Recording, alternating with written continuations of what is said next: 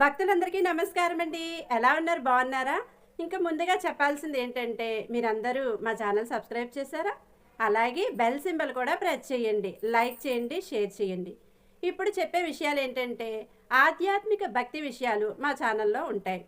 దేవాలయాలు, అలాగే స్థల పురాణాలు, భక్తి గీతాలు, అష్టోత్తర నామాలు, అలాగే సబ్స్క్రైబ్ చేసిన వాళ్ళందరికీ, లైక్ చేసిన వాళ్ళందరికీ, కామెంట్ పెట్టిన వాళ్ళందరికీ అందరికీ చాలా చాలా చాలా ధన్యవాదములు. ఎలా ఉంటున్నాయండి మా ఛానల్లో వచ్చే భక్తి విషయాలు? బాగుంటున్నాయా? మీ మనసులో హత్తుకుంటున్నాయా? గొప్ప గొప్ప విషయాలు ఇంకా ఇంకా నాకు తెలియాలని, అవన్నీ మీకు చెప్పాలని నేను అనుకుంటున్నాను. నమస్కారం. మీ శ్రేయోభిలాషి మహేశ్వరి. ఎక్కడుంటుందంటే ఈశ్వరుడు నీటి ద్వారా అనారోగ్యాన్ని ఇస్తాడు. అందుకే బ్రతుకుట అంటే నీటి వలననే, భోగము నశించుట నీటి వలననే, అనారోగ్యము నీటి వలననే. సంజీవనం సమస్తస్య జగత సలిలాత్మిక భవయుత్యుచ్యతే మూర్తిర్భవస్య పరమాత్మనః అంటుంది లింగ పురాణం. నీటి మీద ఆయన అధిష్టానం. మీకు అందుకే ఏదైనా ఊరు వెళ్ళారనుకోండి, నాకు అక్కడ కూర పడలేదండి అన్నావు, నాకు ఆ నీళ్లు పడలేదండి అంటాడు. అనారోగ్యమునకు కారణము నీరే, మనిషి పడిపోవడానికి కారణము నీరే. నీరు అంత శక్తివంతం. నీటి మీద అధిష్టానమై ఆయన ఉత్తరాన్ని చూస్తూ ఉంటాడు. ఆ ముఖానికి ప్రతిరోజు మీరు గోడవంక చూసి ఓం వామదేవ ముఖాయ నమః అన్నారనుకోండి, ఆయన మీకు ఏకకాలమునందు మూడిటిని కృప చేస్తాడు. ఒకటి, మీకు ఏదుందో దాన్ని ఉంచుతాడు, అది పాడైపోకుండా కాపాడతాడు. రెండవది, మీకు ఉత్తరోత్తరాభివృద్ధిని ఆయనే కల్పిస్తాడు. ఉత్తరోత్తర మీరు సంతోషంగా ఉండడానికి కావలసిన సమస్త అభివృద్ధి ఆ ముఖంలోంచే వస్తుంది. మూడు, వచ్చినటువంటి భోగస్థానములను మీరు అనుభవించడానికి వీలుగా దేహారోగ్యం ఉంచుతాడు. ఈ మూడు ఇంగ్లీష్లో సస్టినెన్స్ అంటారు, స్థితి ఉంచుట. ఈ పదంలోకి వెళ్ళేటటువంటి సమస్తమైనవి కూడా వామదేవ ముఖంలోకే వెళ్ళిపోతాయి. వామదేవ ముఖంతో ఉన్న మూర్తిని పూర్తిగా చూడాలంటే మీరు పశుపతినాథ్ దేవాలయం ఎదురుగుండా ఉన్న గోడ పైన ఉన్నటువంటి శిఖరం దగ్గర చూడాలి. శివమహాపురాణంలో ఎలా చెప్పారో అలాగే కల్పవృక్షం కింద కూర్చుని ఎడమ తొడ మీద పార్వతీదేవిని పెట్టుకుని ఎంత సంతోషంగానో, ఎంత నవ్వుతూ ఉంటాడో. పరమశివుడు అంత ప్రసన్నుడై అంత నవ్వుతూ మీకు కనపడ్డం. వామదేవ ముఖంతో ఉండేటటువంటి పరమేశ్వరుడు అంత ప్రహృష్టవదనంతో ఉంటాడు. వెళ్ళి ఓం వామదేవ ముఖాయ నమః అంటూ ఉంటే చాలు, ఆయన ఎంతో ప్రీతి చెందుతాడు. తూర్పు ముఖాన్ని అలా ఉంచండి. 5వ ముఖం పైకి ఉందే, దాన్ని ప్రదక్షిణం పూర్తి చేసేటప్పుడు చూడాలి. మీ ప్రదక్షిణం పూర్తయిపోయాక శివాలయంలో లింగాన్ని చూసి బయటికి వచ్చేయకూడదు. ఒకసారి మీరు అక్కడే నిలబడి పైకి చూడాలి. ఇలాగా చూసి ఓం ఈశానముఖాయ నమః అనాలి. దానికి పేరు ఈశానము అని పేరు 5వ తలకాయకి. అది ఆకాశానికి అంతటికి అధిష్టానమై ఉంటుంది. అదే మోక్షకారకం. ఇప్పుడు మీరు కొంచెం జాగ్రత్తగా గమనిస్తే నేను ఇందులో 5 ముఖముల చేత 5 కార్యములను ప్రతిపాదన చేశాను. సృష్టి, స్థితి, లయ, తిరోధాన, అనుగ్రహములు అని. సృష్టి కొత్తగా ఏర్పడుతూ ఉండడం, స్థితి ఉండడం, లయ పడిపోవడం, మళ్ళీ బ్రహ్మాండంలో కలిసిపోతూ ఉండడం. తిరోధానము అన్న మాటకు అర్థం ఏమిటో ఇప్పుడు నేను చెప్తాను చూడండి. తిరస్కరణీ విద్య అని ఒక విద్య, తిరస్కరణీ విద్య ఉందండి ఆయన దగ్గర, చాలా జాగ్రత్తగా ఉండండి అంటారు. తిరస్కరణీ విద్య అంటే ఏమిటో తెలుసా? ఆయన తనకి ఉన్నటువంటి ఉపాసన బలం చేత, తనకి వశమైనటువంటి దేవతల కృప చేత అక్కడ ఉన్న వస్తువు మీకు కనపడకుండా చేస్తాడు. దాన్ని తిరస్కరణీ విద్య అంటారు. అప్పుడు ఏమవుతుందంటే ఆయన ఏ దేవతని పిలిచాడో ఆ దేవత మీకు కనపడకుండా చేస్తుంది ఆ వస్తువుని. చిన్న చిన్న దేవతల్ని పట్టుకుంటారు, పట్టుకుని ఉపాసన చేస్తారు. చేస్తే తిరస్కరణీ విద్య స్వాధీనం అయిపోతుంది. తిరస్కరణి ఎంత గొప్పదో అలాగే అవతల వారిని వశీకరణం చేస్తారు. వాళ్ళు ఎప్పుడూ ఇంకా వాళ్ళకే వశవర్తులైపోతారు. అలా వశీకరణ విద్య, ఇవన్నీ విద్యలు ఉంటాయి. ఇందులో తిరస్కరణీ విద్య అక్కడ ఉన్నది కనపడదు, కనపడకుండా చేస్తాడు. అక్కడది ఉన్నది కనపడకుండా చెయ్యడం తిరస్కరణీ విద్య అయితే, తిరస్కరణి ఎక్కడి నుంచి వచ్చిందో తెలుసా? తిరోధానము. తిరోధానము అంటే ఉన్నది కనపడకుండా లేనిది ఉన్నట్టు కనపడుతుంది. చూసారా, మాంత్రికుడు మాయ చేశాడండి అంటారు. అదే తిరస్కరణీ విద్య. తిరోధానము అంటే ఏది ఉన్నదో అది కనపడకుండా, ఏది లేదో అది ఉన్నట్టు కనపడుతుంది. సత్యము అసత్యముగా, అసత్యము సత్యముగా కనపడేటట్టు చేయగలిగిన ముఖమునకు తత్పురుష ముఖం అని పేరు. అది తిరస్కరణి. ఏది దాస్తోంది అది?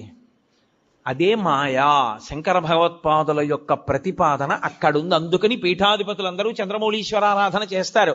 వాళ్ళందరూ చంద్రమౌళీశ్వరారాధన ఎందుకు చేస్తారంటే వాళ్ళెవ్వరూ మాయకి కట్టబడకుండా జ్ఞానమునందు నిలబడడానికి శంకరాచార్యుల వారు పెట్టిన పద్ధతి. ఇప్పుడు తిరస్కరణి ఉన్నది ఆత్మ ఒక్కటే, పరమేశ్వరుడు ఒక్కడే ఉన్నాడు.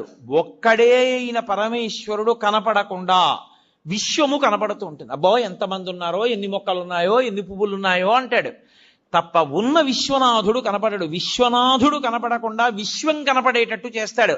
అలా కనపడినంత కాలం మాయకి వశుడైపోయాడు గుర్తు. మాయకి వశుడైనంత కాలం మళ్ళీ పుడుతూ ఉంటాడు. మళ్ళీ పుట్టినవాడు మళ్ళీ చస్తూ ఉంటాడు. మళ్ళీ చచ్చినవాడు మళ్ళీ పుడుతూ ఉంటాడు. అంటే సృష్టి స్థితి లయ తిరోధాన, సృష్టి స్థితి లయ తిరోధాన వీటిలో తిరుగుతాడు. ఐదవది అనుగ్రహం, మోక్షమూర్తి. అది దక్షిణామూర్తి దగ్గర ప్రారంభం అవుతుంది. ఆయన అనుగ్రహించాడా అసలు ఉన్న వస్తువు కనపడే అసత్యమైన వస్తువు కనపడకుండా పోతుంది.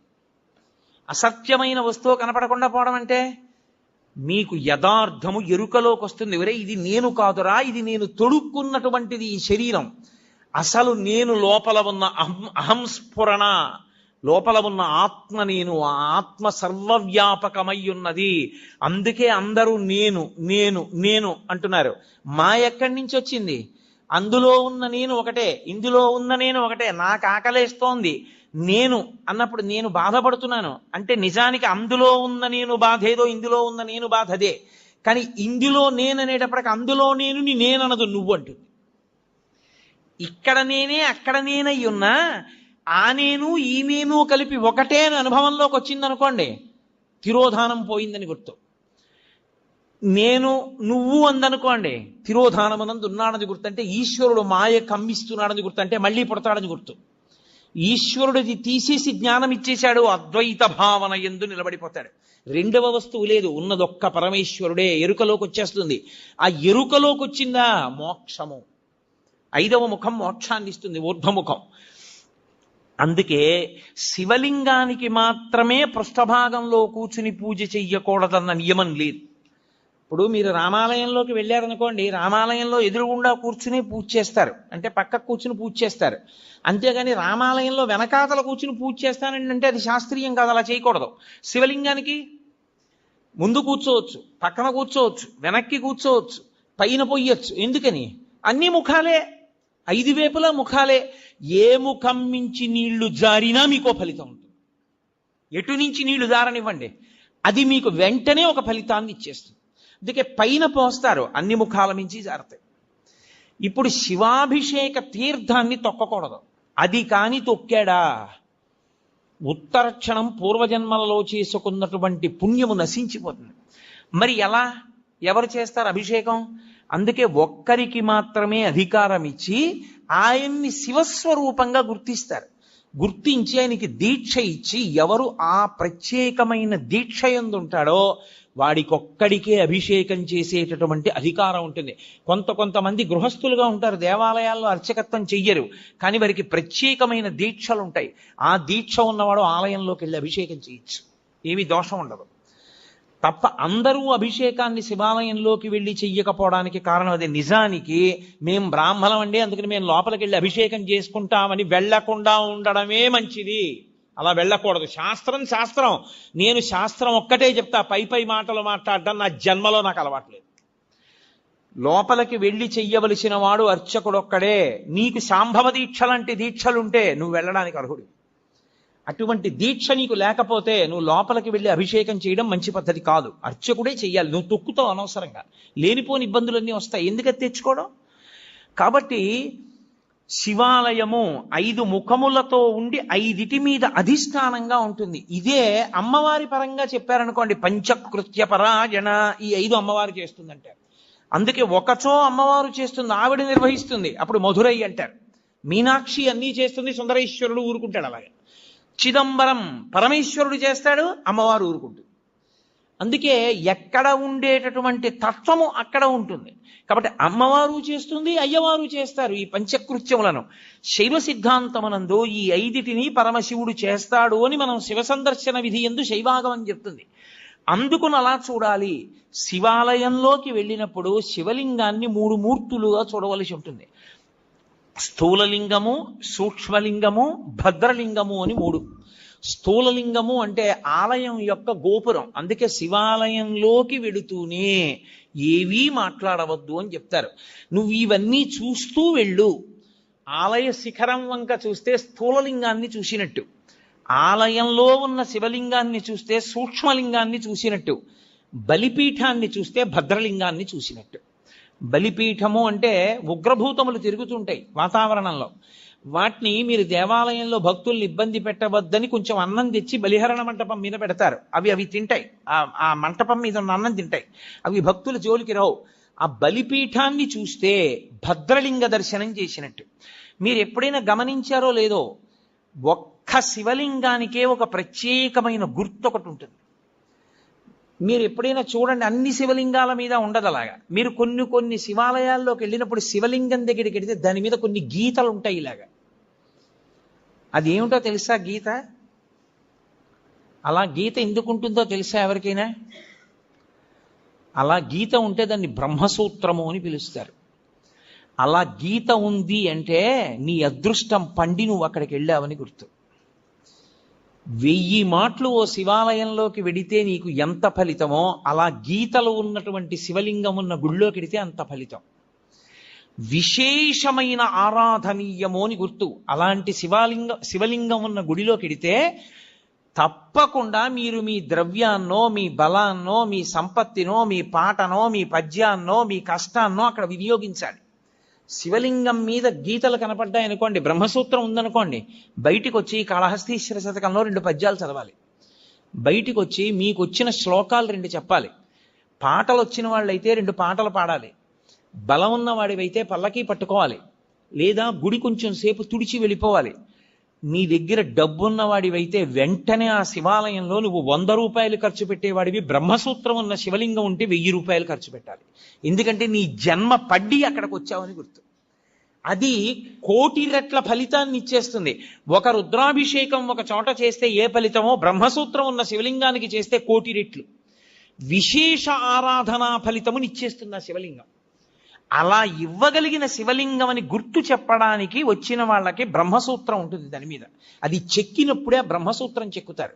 బ్రహ్మసూత్రం ఉన్నది మీకు పరాకు చెప్పినట్టు శివలింగం మీద. జాగ్రత్తగా ఉండు సుమా. తేతలి అని ఒక గ్రామం. మహానుభావుడు రాజరాజ నరేంద్రుడు వెళ్ళిపోతుంటే ఒక పాము అడ్డొచ్చింది, వెళ్ళనివ్వాల సైన్యాన్ని. ఏమిటి ఇలా అడ్డొచ్చిందని చెప్పి తెల్లవారుదామున వెళ్ళి చూశాడు. అద్భుతమైనటువంటి శివలింగం, దాని మీద ఉంటుంది బ్రహ్మసూత్రం. నేను ఎన్నో దేవాలయాల్లో చూసా బ్రహ్మసూత్రం ఉన్న శివలింగాలు. బ్రహ్మసూత్రం ఉన్నది మీ అదృష్టం పండిపోయిందని గుర్తు. మీరక్కడికి వెళ్ళి అపచారం చేసినా అంతే, 1,000,000 రెట్లే. మీరు అక్కడికి వెళ్ళి ఏమీ చేయలేదు, కూర్చొని శివ శివ శివ శివ అనుకుని వచ్చేశారు. శివ శివ శివ శివ 4 మార్లు మీరంటే 4 కోట్ల మార్లు మీరు శివనామం చెప్పారని వేస్తారు. బ్రహ్మసూత్రం ఉన్న దేవాలయంలో ఏది చేసినా 1,000,000,000 అని గుర్తు. నేను మాటకంటున్నాను, దానికి లెక్క లేదు అసలు. విశేష అని శైవాగమం అంత గొప్పది బ్రహ్మసూత్రం ఉన్నది. అందుకే శివాలయంలోనే 2 సూత్రాలు ఉంటాయి, సోమసూత్రము, బ్రహ్మసూత్రము. ఈ 2 ఉంటాయి. శివాలయం ఒక్కదానికే ఒక విశేషం ఉంటుంది. శివాలయంలో పరమేశ్వరుడు చెట్టు రూపంలో ఉంటాడు ఒక్కొక్క చోట. ఇక్కడ మారేడు చెట్టు కాశీ నుంచి తెచ్చి వేశారు అంటారు. అది ఎవరు వేశారండి? అది ఒక్కొక్క చోట పరమశివుడు, దేవాలయంలో ఉన్నటువంటి పరమేశ్వరుడు బయటికి వచ్చి చెట్టు రూపంలో నిలబడతాడు, కదులుతూ ఉంటాడు. మీరు పరమశివుడిని ఇలా ముట్టుకోవడం మీకు సాధ్యం కాదు, సంభవం కాదు, ముట్టుకోలేరు. కానీ ఒక్కొక్క చోట స్థల వృక్షము అన్న పేరుతో ఉంటాడు. అక్కడ లోపల ఉన్న శివుడే బయట చెట్టు రూపంలో ఉంటాడు. నేను మీకు ఉదాహరణ చెప్పాలంటే, కాంచీపురం ఏకాంబరేశ్వర దేవస్థానంలో మామిడి చెట్టు రూపంలో ఉంటాడు. లోపల శివలింగం ఎంత గొప్పదో పృథివీలింగం చెట్టు ఎంత గొప్పది. అలాగే వైదీశ్వరం వేప చెట్టు రూపంలో ఉంటాడు. ఎందుకంటే అక్కడ పేరే వైదీశ్వరం, ఆయన రోగ నివారణ చేస్తూ ఉంటాడు. రోగ నివారణ చెయ్యడానికి యోగ్యం వేప చెట్టు. అమ్మవారు అనుగ్రహించింది. 365 రోజులలోనూ అన్నిటిలోకి భయంకరమైనటువంటిది, అత్యంత ప్రమాదకరమైనటువంటి యమదంస్ట్రలు అంటారు. యముని యొక్క 2 కోరలుగా వర్ణింపబడినవి 2 ఋతువులు. ఒకటి శరదృతువు, 2 వసంత ఋతువు. ఈ 2 ఋతువులు అత్యంత ప్రమాదకారులు. చాలా మంది ఈ ఋతువుల్లోనే పడిపోతారు కనుక అమ్మవారు ఏం చేసిందంటే, కొత్త సంవత్సరం చైత్రం ప్రారంభమై వసంత ఋతువు రాగానే పసిబిడ్డల దగ్గర నుంచి వృద్ధుల వరకు కాపాడడానికి అమ్మవారే అనుగ్రహ రూపంలో వేప చెట్టుకి పువ్వుగా వస్తుంది. అందుకే వేప పువ్వుని తెచ్చి ప్రసాదంలో వేసుకు తింటారు కొత్త సంవత్సరం రాగానే. కారణం అది. ఆవిడ రోగనిరోధక శక్తినిచ్చి మృత్యుదంష్ట నుండి పైకెత్తుతుంది. శారదా నవరాత్రులు చేసిన వసంత నవరాత్రులకి ముందు చైత్ర శుక్ల పాడ్యమి నాడు ఈ ప్రసాదం తీసుకున్నా పరదేవతానుగ్రహం కలగడానికి కారణం ఏదో ఛాందసత్వంతో ఉతినే వేప వచ్చిందని పెట్టడం కాదు. అమ్మవారు ప్రతిజ్ఞ చేసింది, నేను అలా వస్తాను, నన్ను మీరు ప్రసాదంగా స్వీకరించండి అని చెప్పింది. కాబట్టి ఒక్క శివాలయానికే బ్రహ్మసూత్రము, సోమసూత్రము, స్థలవృక్షము. మీకు కంచిలో లోపల ఉన్న పృథివీలింగం ఎటువంటిదో బయట ఉన్న మామిడి చెట్టు అంత గొప్పది. మీకు అలాగే వైదీశ్వరంలో ఆయన రోగ నివారక స్వరూపంతో ఉంటాడు.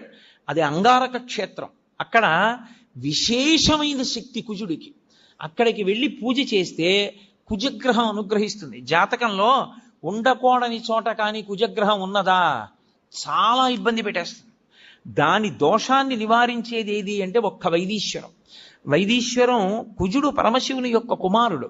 అందుకే అక్కడ వైదీశ్వరంలో మహానుభావుడు రోగ నివారణ చేసేవాడుగాను ఉంటాడు. వైద్యుడిగా ప్రథమో దైవ్యోభిషకో అని రుద్రాధ్యాయంలో ఆయనకి పేరు. ఆయనే ప్రథమ వైద్యుడు. ఆయన రోగములను నివారించడానికి దేవాలయం బయట వేప చెట్టు రూపంలో ఉంటాడు.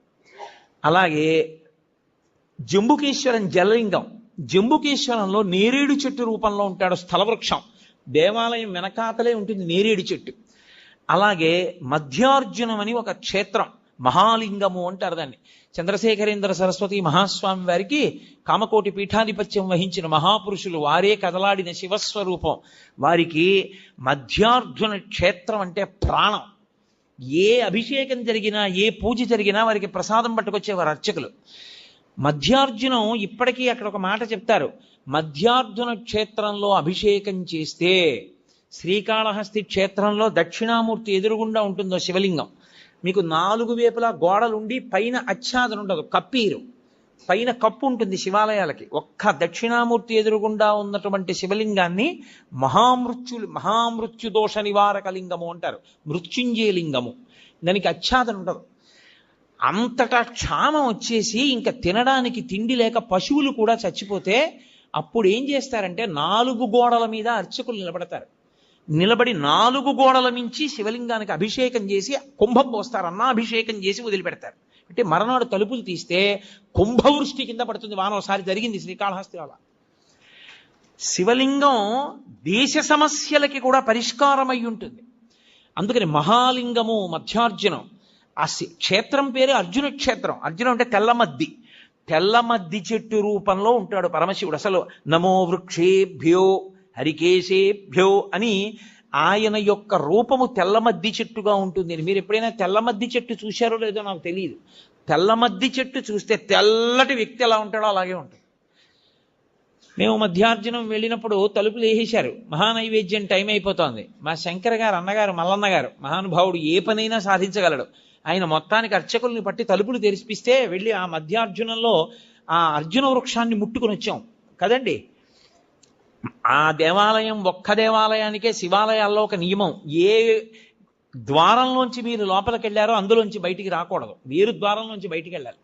పాపాలన్నీ బయట నించుంటాయి, ఎక్కడ పట్టుకుంటాయోనని, మళ్ళీ వస్తాడని. ఇంకో ద్వారంలోంచి వెడితే పాపం అక్కడతో పోతుంది. మధ్యార్జునం అంత గొప్పది. మధ్యార్జునం గొప్పతనం ఎక్కడుందో తెలుసా? శైవాగమం ఎలా చెప్పిందో ఆ ఆలయానికి ఉపాలయాలుగా అన్ని ఆలయాలు అలా వెలిసాయి.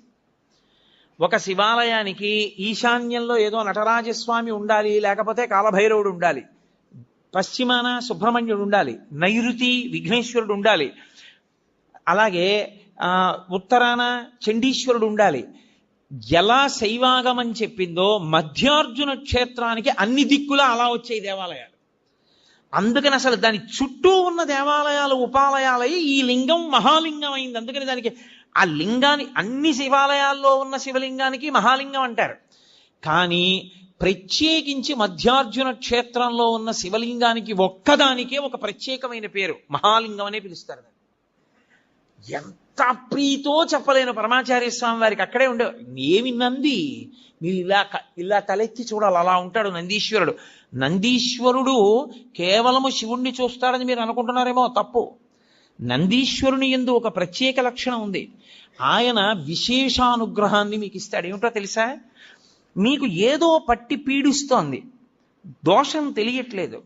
ఎందువల్ల ఇలా అవుతోందండి అంటే, ఏ పర్వాలేదు అవుతుంది కానండి, ఏం పర్వాలేదండి అంటుంటారు. దోషం పట్టుకోలేరు. అది ఎందుకు వస్తుందో తెలుసా? ఎక్కడో మహాత్ముల మనసు కష్టపెట్టడమో, లేకపోతే ఏదో చెయ్యకూడని దోషం ఏదో చేశారు, అది జాతకంలోకి దొరకదు, పీడిస్తూ ఉంటుంది. మీకు దొరకని దోషం పోవాలి అంటే ఒక్క నంది అభిషేకానికే పోతుంది. అది ఎప్పుడో తెలుసా? ఎప్పుడు పడితే అప్పుడు చేయడానికి వీల్లేదు. త్రయోదశి నాటి సాయంకాలం శివాలయంలో శివలింగానికి పొద్దున్న అభిషేకం అయిపోతుంది కాబట్టి అలంకారం చేసేసి రుద్రాధ్యాయంతో నందీశ్వరుడికి అభిషేకం చేస్తారు. అభిషేకం చేసి నంది మూర్తిని అంతటినీ కడిగి అలంకారం చేసి చందనం బొట్టు పెట్టి నందీశ్వరుడికి శివలింగానికి ఏకకాలంలో హారతిత్తితే సమస్త దోషములు ఉపశాంతి పొందుతాయి. ఒక్క త్రయోదశి నాడే. ఇక ఇంకొక రోజు లేదు దానికి. దోష నివారణార్థం చేసేటటువంటి అభిషేకం నందీశ్వరుడికి ఉంది ప్రదోష వేళలో. జాతకంలో వచ్చేటటువంటి అంత గొప్ప గొప్ప దోషాల్ని కూడా నివృత్తి చెయ్యగలిగిన శక్తి ఎక్కడ పటమరిస్తుందంటే శివాలయంలో పటమరిస్తుంది. అందుకే త్రయోదశి అభిషేకము అంటారు. దానికి నంది దగ్గర బయలుదేరి ప్రదక్షిణం చేసి నంది దగ్గరికి రావాలి. దానికి ఒక ప్రత్యేకమైన ప్రదక్షిణ విధానం ఉంటుంది. ఆ ప్రత్యేక ప్రదక్షిణ విధానంలో ప్రదక్షిణం చేసి మళ్ళీ నంది దగ్గరికి వస్తారు. దాన్ని నంది నమస్కారము అని పిలుస్తారు. దాని చేత శివానుగ్రహం పరిపూర్ణంగా కలుగుతుంది. తత్తీర్థం తల మీద చల్లితే చాలు. ఎప్పుడైనా జరిగిందా ఇక్కడ నందికి అభిషేకం? త్రయోదశి నాడు దోష నివారణార్థ శివాభిషేకము అని చేస్తారు. హరిప్రసాద్ గారి చెవిలో పడింది కాబట్టి అయిపోయినట్టే. అలాగే శివాలయంలో ప్రతిరోజు అభిషేకం చేస్తారు. కానీ అసలు యథార్థమునకు పరమేశ్వరుడికి అత్యంత శక్తివంతమైన అభిషేకం జరిగేది ఎప్పుడో తెలుసా? మనం మహాశివరాత్రి మాస శివరాత్రి చేస్తాం, మంచిదే. కానీ అసలు నిజానికి పరమేశ్వరాభిషేకమునకు ఒక భక్తుడు వచ్చి సంవత్సరంలో తరించిపోయే అభిషేకం ఎప్పుడు అంటే మార్గశీర్ష మాసంలో వచ్చే ఆర్ద్ర నక్షత్రంలో తెల్లవారుజామున చెయ్యాలి. చిదంబరంలో నటరాజస్వామికి చిదంబరంలో మోక్షలింగము అని శంకరాచార్యులు వారు పరమశివుడి దగ్గర నుంచి 5 లింగాలు తీసుకొచ్చారు. ఆ 5 లింగాల్లో ఒక లింగమే ఇప్పటికీ శృంగేరిలో ఉంది. శృంగేరిలో ఉండి భోగలింగం అన్న పేరుతో అభిషేకం చేయబడుతోంది. కంచిలో ఉన్నది యోగలింగం, చిదంబరంలో ఉన్నది మోక్షలింగం. చిదంబరంలో ఉన్న మోక్షలింగానికి ఆర్ద్రాభిషేకము అని ప్రత్యేకం చేస్తారు. అసలు నిజానికి దానితో కలుపుకుంటూ ప్రతి శివాలయంలో మార్గశీర్ష మాస ఆర్ద్ర నక్షత్రం నాడు తెల్లవారుజామున 3-4 మధ్యలో చెయ్యాలి అభిషేకం. దేవాలయాన్ని మంగళవాయిద్యాలతో పరమేశ్వరుణ్ణి మేల్కొల్పి ఉత్సవమూర్తుల్ని తీసుకొచ్చేసి గబగబా ఆలయాన్నంతటినీ శుద్ధి చేసుకోవాలంటే సిద్ధం చేసుకుని పరమేశ్వరుడికి అభిషేకం చేస్తారు. గడ గడ గడ గడ గడ గడ వణికిపోతుంటారు. అందులో ఆర్ద్ర నక్షత్రం ఉంటుంది ఆ రోజున. ఆర్ద్ర అంటేనే తడి. దీని మీద ఒక విషయం చెప్తుంటారు. శివ, నీకు ఇదేం పిచ్చయ్యా, మార్గశీర్ష మాసం అంటేనే ఊహూయ నివడక లోకముర్వీనాథ అని లోకం అంతా వణికిపోతుంటుంది. అంత వణికిపోయే సమయంలో తెల్లవారుజామున 3:30-4 మధ్యలో ఎవడైనా నెత్తి మీద అన్ని కడవల నీళ్లు పోసుకుంటాడా?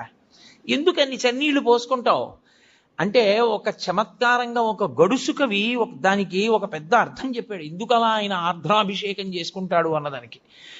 ఆయన మౌళే గంగా శశాంకౌ, ఈశ్వర మీకు తల మీద గంగుంది, ఒక పక్క చంద్రుడు ఉన్నాడు, ఇద్దరూ చల్లటి వాళ్లే, చల్లగా ఉంటారు ఇద్దరు తలమించి జారుతూ. పోన్లే తలమించి జారుతూ చల్లగా ఉన్నా ఏదో కింద వెచ్చగా ఉంటుంది ఒళ్ళు అనుకుందామా? పార్శ్వే వామే దయార్ద్ర హిమగిరి దుహిత, ఎడం చేతి పక్కన ఎప్పుడు లోకాల పట్ల దయ చూపించడంలో చల్లని తల్లి, పైగా హిమగిరి దుహిత, మంచుకొండ కూతురు. ఆవిడ అసలే మంచుకొండ కూతురు, పైగా దయ కలిగిన తల్లి. ఎంత చల్లగా ఉంటుంది. ఆవిడేమో ఎడం భాగంలో ఉంటుంది. ఇది చాలదన్నట్టు కరచరణ తలే శీతలాంగా భుజంగా, కాళ్ళకి చేతులకి జివ్వుమనేటంత చల్లగా ఉండే పావులు చుట్టుకొని ఉంటాయి. ఇంకా ఈశ్వర ఇది చాలదు మీకు, చందనం సర్వగాత్రే, ఒళ్ళంతా చల్లటి చందనం పూసుకుంటావు. ఎంత చలి. ఇది చాలలేదు నీకు. ఇది చాలలేదని మళ్ళీ మార్గశీర్ష మాసం ఆర్ద్ర నక్షత్రంలో నీకు ఇన్ని కడవలతో తెల్లవారుజామున అభిషేకమా? ఎందుకే మహానుభావ, నీకు చలి ఇట్లా? శీతం ప్రభూతం అంటే చాలా ఎక్కువ, విపరీతమైన చలి కదూ. మరి కనక సభానాథ, ఓ చిదంబరేశ్వరుడా, ఓ శివ, సోఢుంక శక్తి, ఎలా భరిస్తావు? అంటే చిత్తే నిర్వేద తత్వే, అర్థమైందయా? ఎప్పుడు కోరికలతో ఏడుస్తూ అలమటించిపోతూ ఎప్పుడు దుఃఖంతో ఉండి వేడిగా ఉండే నా హృదయంలో ఉన్న నీకు ఇంత చల్లటివన్నీ పెట్టినా తాపం పోవట్లేదన్నాడు. అందుకని శివా నీకు ఆర్ద్రాభిషేకం అన్నారు. సమస్త తాపోపశాంతి దేని వలన కలుగుతుందంటే ఆర్ద్రాభిషేకము చేత కలుగుతుంది. శివాలయం ఉండడం ఒకెత్తు, శివాలయాన్ని వాడుకోవడం ఒకెత్తు. శివాలయం ఉండడంతో సరిపోదు, మీకు శివాలయాన్ని వాడుకోవడం రావాలి. అలా వాడుకోవడం వస్తే అదృష్టవంతులు. శివాలయంలోకి వెడుతున్నప్పుడు చెప్పులతో దాటి లోపలికి కాని వెళ్ళాడా? అలా వెళ్ళినటువంటి ఎన్ని మార్లు శివాలయంలోకి చెప్పులతో వెళ్ళాడో లెక్క పెట్టి అన్ని మాటలు వచ్చే జన్మలలో అన్ని జన్మలు 2 కాళ్ళు చచ్చుపడిపోయిన వాడిగా పుట్టేటట్టుగా చేస్తారు. చింద్యం పాపం భవిష్యంతి అంటుంది శివాగమం. శివాలయం లోపలికి ఎట్టి పరిస్థితులలోనూ వెళ్ళకూడదు. శివాలయంలో యథార్థంగా చెప్పాలంటే పైన అంగి, లాల్చీలు, చొక్కాలు ఇవి పనికిరావు. ఉత్తరీయం తీసి నడుము కట్టుకుని వెళ్ళి ప్రదక్షిణం చేసి నమస్కరించారా, మహానుభావుడి యొక్క విశేషానుగ్రహం కలుగుతుంది. అందుకే శివలింగములు అంటే ధ్రువలింగములు, చరలింగములు అని 2 రకాలుగా ఉంటాయి. ధ్రువలింగము అంటే శివాలయంలో ఉండేటటువంటి శివలింగం. చరలింగము అంటే ఓ చోటు నుంచి ఓ చోటికి తీసుకెడతారు. ఇప్పుడు శృంగేరి పీఠాధిపతులు అభిషేకం చేసే లింగాన్ని చరలింగం అంటారు. ఓ చోటు నుంచి ఓ చోటుకి పట్టుకెడుతూ ఉంటారు, చరలింగం. ఇందులో క్షణలింగములు అని కొన్ని ఉంటాయి. క్షణలింగము అంటే చందనం అటువంటి వాటితో తయారు చేస్తారు. కొద్దిసేపే ఉంచి అభిషేకం చేసి తీసేస్తారు. అన్నంతో లింగం చేస్తారు. అన్నంతో శివలింగం చేసి ఉంచే శివలింగం క్షణలింగం, కొద్దిసేపే ఉంటుంది, తర్వాత తీసేస్తారు. అసలు అన్నం దొరకడం అనేటటువంటి దానికి ఇబ్బంది కలిగితే ఉత్తర క్షణంలో దానికి ఉపశాంతి ఎక్కడా అంటే అన్నాభిషేకము చేతనే. మేము గత శారదా నవరాత్రుల్లో మా అయ్యప్ప స్వామి గుళ్ళో చేశాం. శివలింగాన్ని పెట్టి శివలింగం నిండా అన్నం ఉండి అన్నంతో అభిషేకం చేసేస్తారు. చేసేసి ఆ అన్నంతోటే శివలింగాన్ని తయారు చేస్తారు. తయారు చేసి కాయగూరలు ఉప్పు వేయకుండా ఉడికించేస్తారు. పొట్లకాయలు, గుమ్మడికాయలు, బీరకాయలు, వంకాయలు అన్ని ఉడికిస్తారు. ఉడికించి తీసేసిన కూరగాయల్ని పరమశివుడికి అలంకారాలుగా పెట్టేస్తారు. పెట్టేసి ఆ శివలింగానికి పూజ చేసి శివలింగం మీద ఉన్నటువంటిది తీసి ఓ పళ్ళెంలో పెట్టుకుని మేళతాళాలతో వెళ్ళి నీళ్లలో కలిపేస్తారు. సమస్త జలచరములు తింటాయి, సమస్త భూతములు బాగుండాలి. తర్వాత ఆ మిగిలిపోయినటువంటి శివలింగం, ఆ అన్నం, ఆ కూరలు తీసుకెళ్ళి ఏ పులుసు అన్నం కిందో వండేస్తారు. వండేసి అందరికీ ప్రసాదంగా ఇస్తారు. అన్నాభిషేకం చేసినటువంటి శివలింగ ప్రసాదం తింటే అన్నదోష నివృత్తి జరిగి ఆ అన్నం అంతా బాగుంటుంది. 2, అన్నమునకు దోషం ఉంటుంది. ఎప్పుడైనా సరే అన్నం తింటున్నప్పుడు వేరొకరు చూశారనుకోండి దోషం వస్తుంది అన్నానికి. అందుకు గోప్యంగా అన్నం తినడానికి కారణం అది. అన్నం చూస్తే చాలు దోషం వస్తుంది. అన్నం దోషం వచ్చిందనుకోండి మీకు దేవతారాధన యందు ఉపయోగించకూడదు. అన్నదోష నివృత్తి దేని వలన జరుగుతుందో తెలుసా? పంచబ్రహ్మ మంత్ర పఠనం చేత పోతుంది. పంచబ్రహ్మ మంత్ర పఠనం అంటే ఏంటో తెలుసా? పరమశివుణ్ణి 5 మంత్రాలతో పిలుస్తారు. సద్యోజాతం ప్రపద్యామి సద్యోజాతాయ వై నమో నమః భవే భవే నాతి భవే భవస్వమాన్ భవోద్భవాయ నమః ఓం వామదేవాయ నమో జ్యేష్ఠాయ నమః అని 5 మంత్రాలు ఉంటాయి. ఈ 5 మంత్రములతోటి నెయ్యిని అభికరిస్తే దేవాలయంలోకి తీసుకెళ్లిన అన్నం మీద పంచబ్రహ్మ మంత్ర పఠనం చేసి చెయ్యి వేసి తీస్తే అర్చకులు, అది ఉత్తర క్షణం కేవలం ఈశ్వరుడు తప్ప వేరొకరు చూడని అన్నం. అది దేవతలకి, పితృదేవతలకి, ఈశ్వరుడికి నివేదన చేసేటప్పుడు పంచబ్రహ్మ మంత్ర పఠనం చేతనే శుద్ధి చేస్తారు. శివమంత్రముల చేతనే అన్నశుద్ధి జరుగుతుంది. అంత శక్తివంతమైనటువంటి స్వరూపము శివస్వరూపము. అటువంటి మహానుభావుడు ఆ శివలింగము లోకంలో 6 రకములుగా ఉంటాయి అని. శివలింగాలు కొన్ని రత్నజములు అంటారు. అంటే రత్నాలు, వజ్రాలు, వైఢూర్యాలు వీటిలోంచి శివలింగాన్ని చెక్కుతారు. అలా చెక్కితే వచ్చినటువంటి శివలింగాన్ని రత్నజము అని పిలుస్తారు. 2వ శివలింగం లోహజము అంటారు. బంగారంతో చేయబడిన శివలింగం, వెండితో చేయబడింది, రాగితో చేయబడింది, పాదరసంతో చేయబడింది. పాదరసంతో తయారైనటువంటి శివలింగాన్ని చూస్తే చాలు సమస్త దోషములు పోతాయి. అసలు పాదరసంతో చేయబడిన శివలింగాన్ని అందరూ పట్టుకోలేరు కూడా, కనీసం పూజ కూడా చేయలేరు, అంత శక్తివంతం. మీకు ఒక్క అలహాబాద్ త్రివేణి సంగమంలో ఉంది దేవాలయంలో, లలితాపరా భట్టారికా దేవాలయంలో పాదరసలింగం ఉంది. ఇంత పెద్ద పాదరసంతో ఉంటుంది. మీరు ఎవరైనా చూశారో లేదో నాకు తెలియదు. కాబట్టి అటువంటి వాటిని లోహజలింగములు అని పిలుస్తారు. 3వది సైకతలింగము అంటారు. అంటే పృథివీలింగం తయారు చేశారు అంటారు. అప్పటికి ప్రయోజనాన్ని నెరవేర్చడానికి మట్టితో, ఇసుకతో తయారు చేస్తారు. అలా తయారు చేసిన శివలింగం సైకతలింగము అంటారు. శైలజము, శైలజము అంటే రాతితో చెక్కిన శివలింగం శైలజలింగము అంటారు. 5వది మృణ్మయలింగము. మృణ్మయము అంటే మట్టితో తయారు చేసుకున్నటువంటి శివలింగాలు. 6వది బాణలింగము అంటారు. అంటే అది దైవీలింగము అంటారు. అది పరమేశ్వరుని యొక్క అనుగ్రహం చేత అలా చాలా విచిత్రంగా వస్తుంది ఆ శివలింగం. మీకు ఆ శివలింగాలు ఎక్కడున్నాయి అంటే విశాఖపట్నం దగ్గర అరకు లోయ అని ఒక లోయ ఉంది. ఆ అరకు లోయ లోపలికి మీరు వెడితే గుహల్లోకి, అరకు ఆ గుహ లోపల నుంచి, గుహ ఉపరితలం నుంచి చుక్క చుక్క నీరు కింద పడుతుంది. అది అలా ఎందుకు పడుతుందో ఎవరికీ తెలియదు.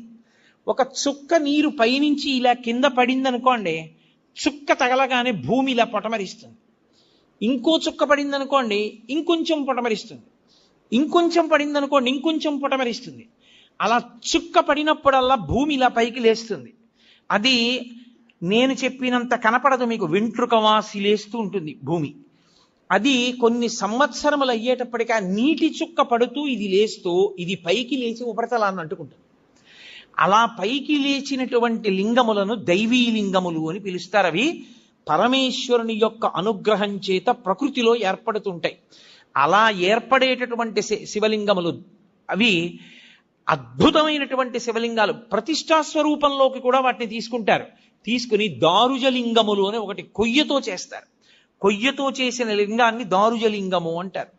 ఇక ఇవి శివలింగాలైతే ప్రతిష్టా కల్పమును అనుష్ఠించి మీకు ఒక శివలింగం దగ్గర చేసినటువంటి ఆరాధన కన్నా ఇంకొక శివలింగం దగ్గర చేసిన ఆరాధన మిక్కుట ఫలితాన్ని ఇస్తుంది. ఇందులో ఒక్కొక్క దానికన్నా ఒక్కొక్క దాని శక్తి దేని వల్ల మారుతుంది అంటే మొట్టమొదటిది స్వయంభూలింగము అంటారు. స్వయంభూ అంటే తనంత తాను వచ్చినటువంటి శివలింగం. లేదని చెప్తే లేకపోవడం ఏం లేదు. న్యూస్ పేపర్ చదవడానికి టైం ఉందా? 30 ఛానల్స్ తిప్పి న్యూస్ బులెటిన్స్ చూడడానికి టైం ఉందా? 2.5 గంటల సినిమా చప్పున 2 రోజుల కోటి చూడడానికి టైం ఉందా? అక్కర్లేని విషయాలన్నీ మాట్లాడడానికి గంటల గంటల టైం ఉందా?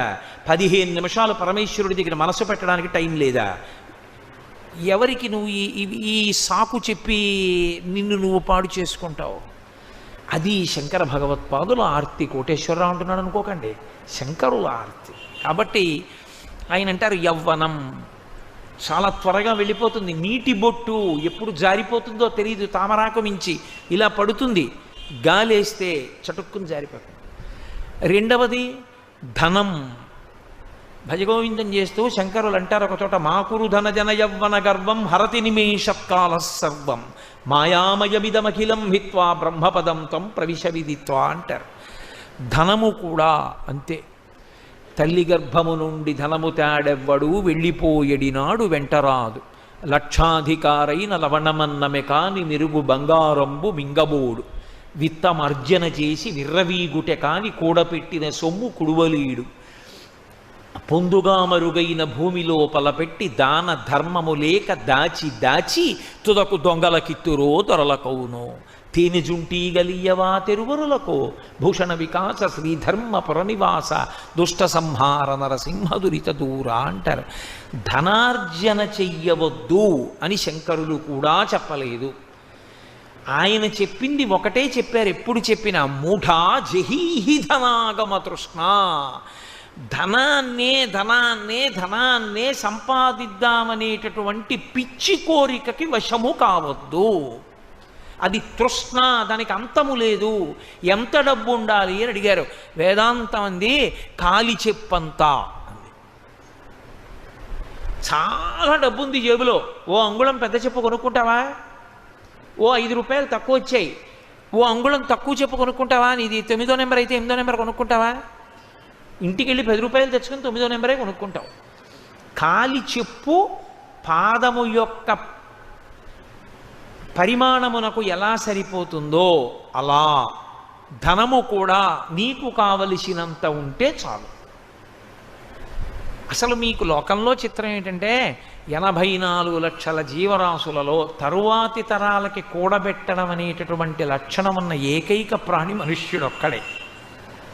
మిగిలిన ఏ ప్రాణులైనా సరే వాటంతటవి సంపాదించుకునేంత వరకు ఆహారం పెడతాయి, అంతే, అంతవరకే. తప్పించి ఇక ఆ తర్వాత ఏవీ పెట్టవు. దూడ దానికి గడ్డి తినడం వచ్చేవరకే పాలిస్తుంది, ఆ తర్వాత తంతుంది, వస్తే తిరిగిపోతుంది, వెళ్ళి గడ్డి తిన్ను అంటుంది, గడ్డి తినాలి దూడ. పక్షి పిల్లకి ఎగరడం వచ్చేవరకే తను తెచ్చి పెడుతుంది. పిల్లకి ఎగరడం వచ్చింది ఇక పట్టించుకోదు, అది తింటుంది అంతే. అంతేగాని పాపం పిల్ల రేపు పొద్దున్న దాని పిల్లలు పుడతారు కదండి అందుకని కొన్ని వడ్ల గింజలు డిపాజిట్ వేస్తాను అలా ఏం అందవు. దాచుకునే లక్షణం ఉన్నది ఒక్కటే, అది కూడా ఋతువు కొరకు దాచుకునే చిన్ని ప్రాణి చీమ. వర్షం వస్తే పాపం అది కొట్టుకుపోతుంది కాబట్టి ఏదో కన్నాలో ఒక పట్టుకెళ్ళి గింజలు దాచుకుంటుంది. తప్పించి ఇక ఏ ప్రాణికి ప్రత్యేకించి అసలు డబ్బనేటటువంటిది దాచుకోవడం తెలియదు. అసలు నిజంగా చెప్పాలంటే లోకంలో అజ్ఞానం ఎప్పుడు మొదలైంది అంటే ప్రింటింగ్ ప్రెస్ వచ్చినప్పుడు. లోకంలో దరిద్రం ఎప్పుడు వచ్చింది అంటే డబ్బు వచ్చినప్పుడు. ఎవడి అవసరానికి వాడు తినడము అన్న రోజుల్లో దరిద్రం అన్నది ఎక్కడుందండి? తినడానికి ఉన్నవాళ్ళందరూ ఒకే తృప్తితో ఉన్నవాళ్ళు.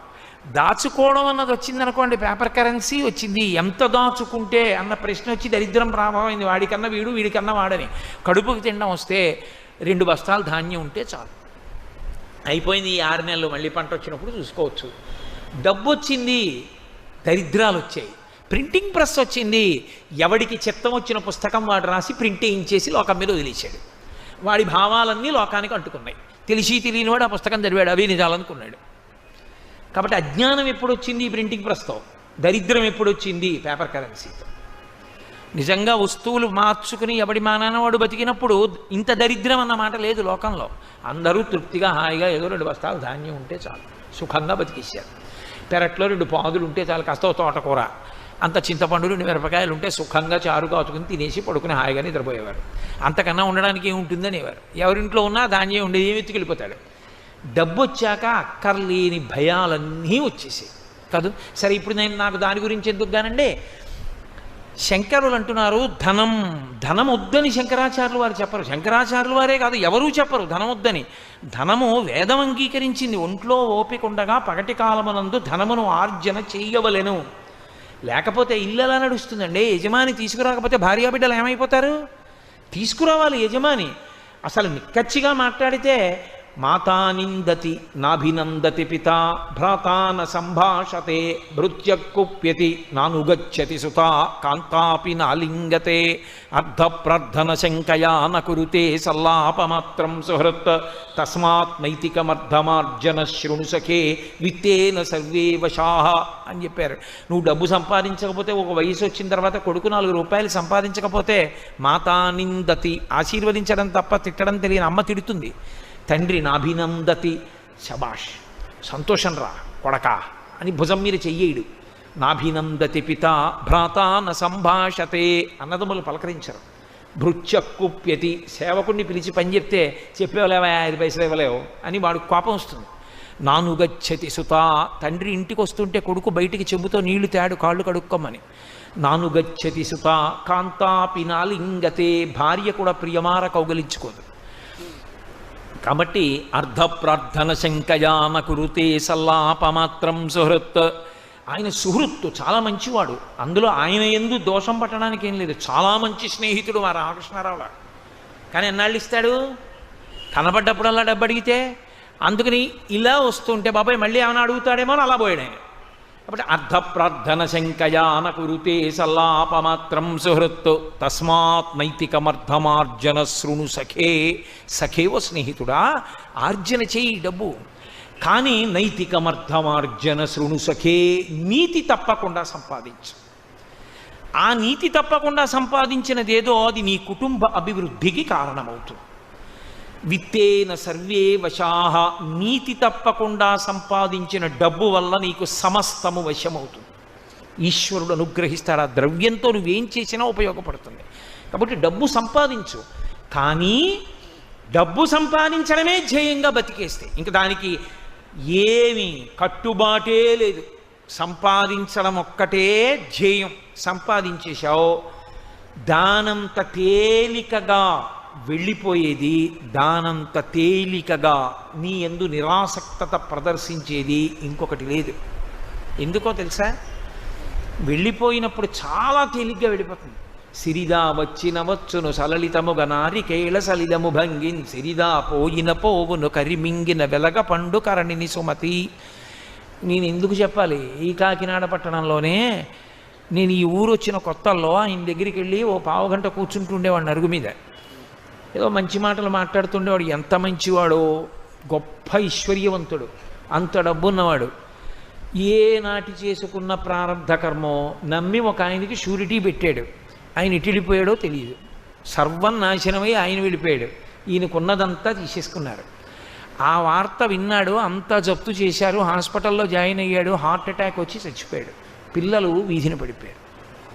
ఉండడానికి ఇల్లు కూడా లేక ఏ ఇంటి ముందు ఆర్తులొచ్చి నిలబడితే అన్నం పెట్టబడిందో ఆ ఇంట పిల్లలు క్రీనీడల యందు తిరిగారు. అంటే తమ యథార్థ రూపాలు కనపడకుండా ఇంటి గోడల క్రీనీడల దగ్గర తిరుగుతూ అన్నం తిన్నటువంటి ఒక కుటుంబం నాకు తెలుసు. తర్వాత తండ్రి చేసిన పుణ్యం ఆ పిల్లలు వృద్ధిలోకి వచ్చారు, అది వేరు మాట అనుకోండి. కానీ ఐశ్వర్యం అనేటటువంటిది ఉండిపోతుందనుకున్నంత వెర్రి ఇంకోట్లేదు. అంత త్వరగా వెళ్ళిపోయేది ఇది అదొక్కటే. పైగా దానికున్నంత నిరాసక్తత లోకంలో ఇంకెవ్వరికీ ఉండదు. వీడికి ఒంట్లో ఓపికున్నంత కాలం దాని మీదే దృష్టి పెట్టి సంపాదించాడు. ఎక్కడుంటుందండి, తీసుకొచ్చి కట్టలు కట్టి సంపాదించిందంతా కోట్లు ఇంట్లో పెడతాడేంటి, అదేమన్నా పరుప పేర్చి ఉంచడానికి? తీసుకెళ్ళి బ్యాంకులో వేయాలి, వేస్తే అది పాస్బుక్లో అంకెల రూపంలో ఉంటుంది. ఈయన చచ్చిపోయాడు, చాపేసి పడుకోబెట్టారు హాల్లో. బ్యాంకులోంచి ఒక్క కట్ట పైకి దూకి, అరే ఎంత జీవితం, ఎంత కష్టపడి సంపాదించావురా మమ్మల్ని అని బీరువాలోంచి ₹1 కానీ ఆయన పరుసులోంచే ఒక ₹10 కాగితం కానీ దూకుతుందా పైకి? అది ఎవడు తీసినా, ఎవడు చేత్తో పట్టుకుంటే వాడిది. అంత తొందరగా జారిపోయేది లోకంలో ఇంకోట్లేదు. అందుకే శంకరులు తోట అంటారు, కింవానీన ధనేన వాజి కరిభిప్రాప్తేన రాజ్యేన కిం, కిం వా పుత్ర కళత్రమిత్ర పశుభిర్దేహేన గేహేన కిం, జ్ఞాతైతక్షణభంగురం సపతిరో త్యాజ్యం మనోదూరతః, స్వాత్మార్థం గురువాక్యతో భజ భజ శ్రీపార్వతీ వల్లభం. ఆయనకేం కోపంతో కాదు ఆయన చెప్పింది, హద్దు ఎరిగి ప్రవర్తిస్తే జీవుడు ఉద్ధరింపబడతాడని. అది పాపం ఆయన తాపత్రయం, అంతేగాని ఆయన మన అందరినీ నిందించడం ఆయన లక్ష్యం కాదు. ఆయన సంపాదించవద్దని ఏం చెప్పలేదు శంకరాచార్యులు వారు. సంపాదించు, కానీ వెర్రెక్కిపోకు. వెర్రెక్కిపోతే ఏమైపోతుందో తెలుసా, ఒకదాని తరువాత ఒకటి ఆగిపోయేవేవో చెప్పారు ఆయన. ఇందులో మొదట ఆగిపోయేదేదో తెలుసా, డబ్బే. అస్సలు వాడు వెళ్ళిపోయాడన్న విషయం దానికి ఉండదు. ఎందుకంటే మీరు బ్యాంకులో ₹10 పట్టుకెళ్ళి ఇచ్చి మీ అకౌంట్లో వేసుకున్నారనుకోండి, మీరు మళ్ళీ అకౌంట్లో డ్రా చేసినప్పుడు ఆ ₹10 అయితే మిమ్మల్ని పేచీ పెట్టకూడదు. అది వెళ్ళిపోతుంది పక్క వెంటనే ఎవరికో ఇచ్చేస్తారు, ఇంకో కాగితం ఇస్తారు కదా, అంతే. కాబట్టి డబ్బు అంత చంచలమైంది లోకంలో ఇంకోటి లేదు. దాని పేరే కరెన్సీ. అది ప్రవహించి ఉపకారం చేస్తుంది, అది అలా వెళ్ళిపోతుంది అంతే. దాని తర్వాత పాపం ఏదో ఆయన్ని శ్మశానానికి తీసుకెడితే కనీసం వాళ్ళ బంధువులందరూ ఆయన కారెక్కి శ్మశానం దాకా కారన్నా వస్తుంది, అనసాధ్యం కూల. అందుకని కింవానేన ధనేన వాజికరిభిహి, గుర్రాలు ఏనుగులు అన్నారు, ఇప్పుడు కార్లు. అది శ్మశానం గేటు దాకానన్నా వస్తుంది. గేటు దాటి లోపలికి వచ్చేవాడు మిగిలిన వాళ్ళు ఎందుకులేండి ఇంకా అలా ఏం చూస్తామండి అని వస్తారు, రాకపోతారు. వచ్చినా ఏం చేస్తారు, కొడుకొక్కడు మాత్రం 11 రోజులు రోజు వెళ్తాడు. ఏదో మొదటి రోజు వెళ్తారు, రోజు వెళ్తారేంటి, వాడికి తప్పదు కొడుక్కి. ఎవరో ఒకళ్ళని తోడు తీసిన వాడు ఓడు వెళ్తాడు, వెళ్ళి ఏదో అంచేష్టి సంస్కారం అక్కడ చేసి వస్తూ ఉంటాడు. మళ్ళీ ధర్మోదకాలకే కనపడతారు కొంతమంది. కాబట్టి కొడుకు అసలు జీవితం అంతా పట్టుకున్న భార్య ఇంటి గడప దగ్గరే, కొడుకు శ్మశానం దగ్గరే. ఇన్ని ఫెయిర్ అండ్ లవ్లీలు రాసి, ఇన్ని పంచెలు కట్టి, ఇన్ని అల్లర్లు చేసి, ఇన్ని పూలదండలు ప్రతిరోజు వేయించుకున్న శరీరం వల్లకాటి దగ్గరే. మరి వచ్చిందెవరు? పైన కప్పిన బట్ట మీటి చాకలి పాలు పడుచు పెళ్ళామైన పరుల పాలు. ఇంకా నువ్వు తీసుకెళ్ళేది ఏమిటి? ఆఖరికి ఎన్ని పంచెలున్నా ఎన్ని అంచులు ఉన్నా ఇంట్లోనే. దీని మీద కప్పడానికి మాత్రం ఓ సైనికుడు అట్టుకొస్తారు, కట్టుకొచ్చి అత్యంత సవకబారు వస్త్రం ఒకటి తీసుకొచ్చి కట్టి పట్టుకెళ్ళి తీసి పక్కన బారేస్తారు. అది కూడా పట్టుకుపోయేవాడు ఉంటాడు. ఇంకే ఇది కల్లరి బొమ్మయౌ కాయంబునొల్లా, ఇంటి దొంగల బోలు కొడుకులనొల్లా, అద్దె కొంపల బోలు ఆ లోకమొల్లా, ఎందుకీ లోకంబులిందుకీ మురుపు, ముందు చావుండంగ మురియంగనగునే అంటారు మానస పూజలో. ఏది నీకు ఉండేది ఆఖరికి? అప్పుడు ఇది కాలిపోయిన తర్వాత జీవుడు ఏడుస్తూ నిలబడితే పరమశివుడు ఒక్కడే ఉంటాడు.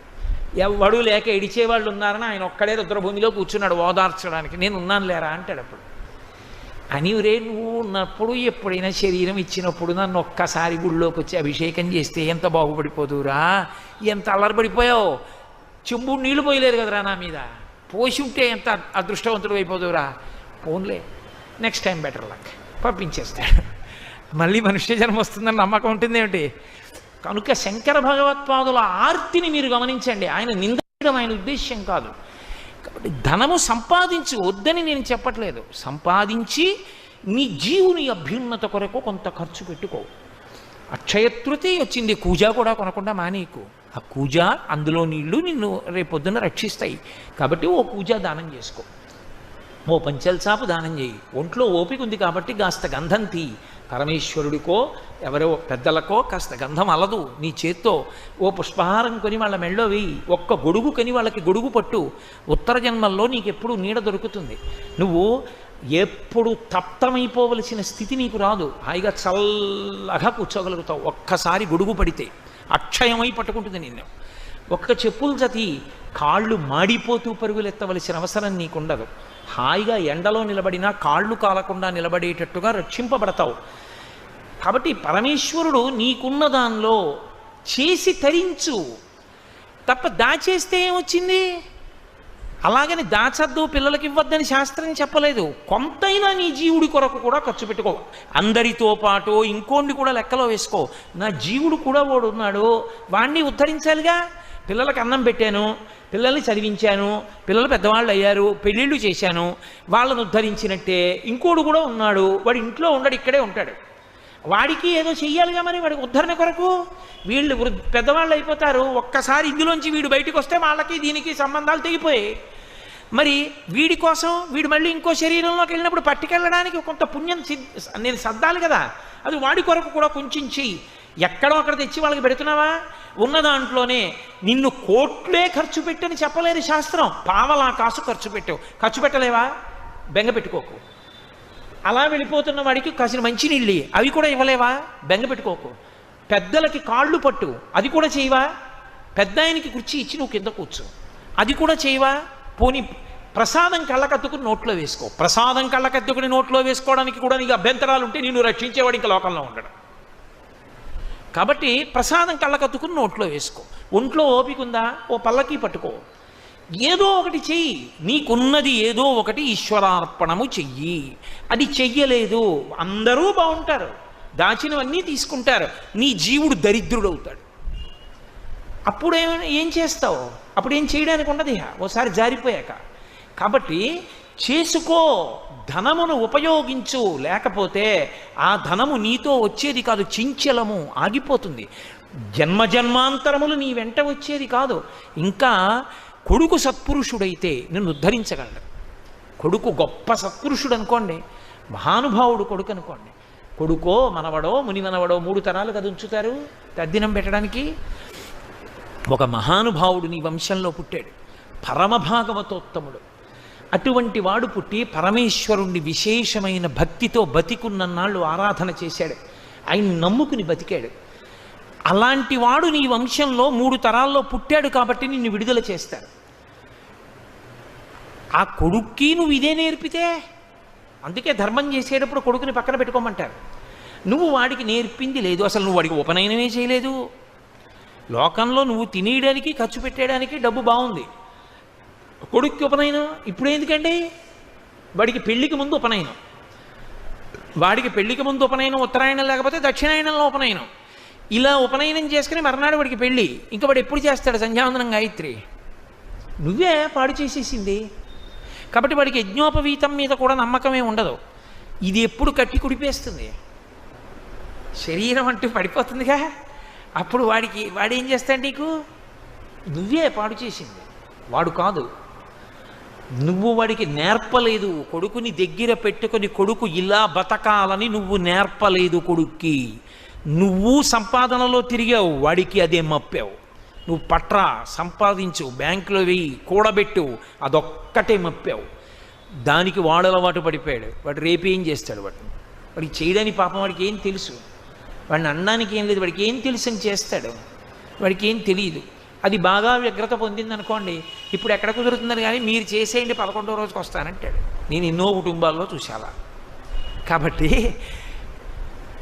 ధనం అంత వ్యామోహం పెట్టుకోక, అది నీ వెంట వచ్చేసేదేం కాదు. ఇక్కడ ఉన్నప్పుడైనా జారిపోతుంది, శరీరం విడిచిపెట్టాకైనా రాకుండా పోతుంది.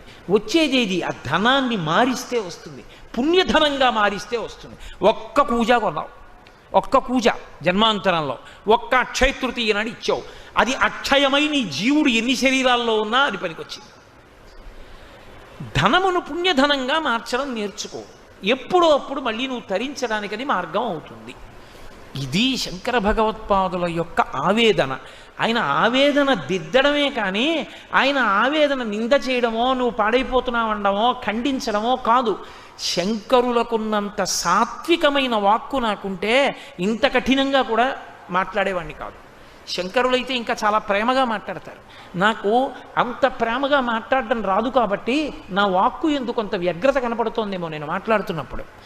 కాబట్టి అది ఆర్తి, ఒక తండ్రికి ఉన్నంత ఆర్తి, అంతకన్నా గొప్ప ఆర్తి శంకరాచార్యులు వారిది. లేకపోతే ఎందుకంటే ఆయనకి ప్రశ్నోత్తర రత్నమాలిక, ఆయన తరించలేరా? అపరశివావతారం అది. ఆయనకి ఎందుకు మన గురించి ఇంత తాపత్రయం? అరే వాళ్ళు ఏమైపోతారు మరి నేను చెప్పకపోతే? అది ఆయన మనకి ఇస్తున్న నిధి. అది తండ్రి ఇచ్చిన నిధి శరీరంలో ఉన్నంతసేపే, శంకరులు ఇచ్చిన నిధి అసలు శరీరంలో ఉండకుండా చేయగలరు. అంత గొప్ప నిధిని ఆయన ఇస్తున్నారు. కాబట్టి ధనం జాగ్రత్త సుమ, అది నళినీదళగత జలవత తరళం. ధనం ఒకటి, ఎక్కడ అత్యాశతో నిలబడిపోయి జన్మని పాడు చేసుకుంటాడో అక్కడక్కడ శంకరాచార్యులు వారు దాని యందు ఉన్నటువంటి అత్యంత చాంచల్యమైనటువంటి స్థితిని చెప్పి వ్యామోహం పెరిగిపోకుండా జాగ్రత్త పడడాన్ని నేర్పుతున్నారు.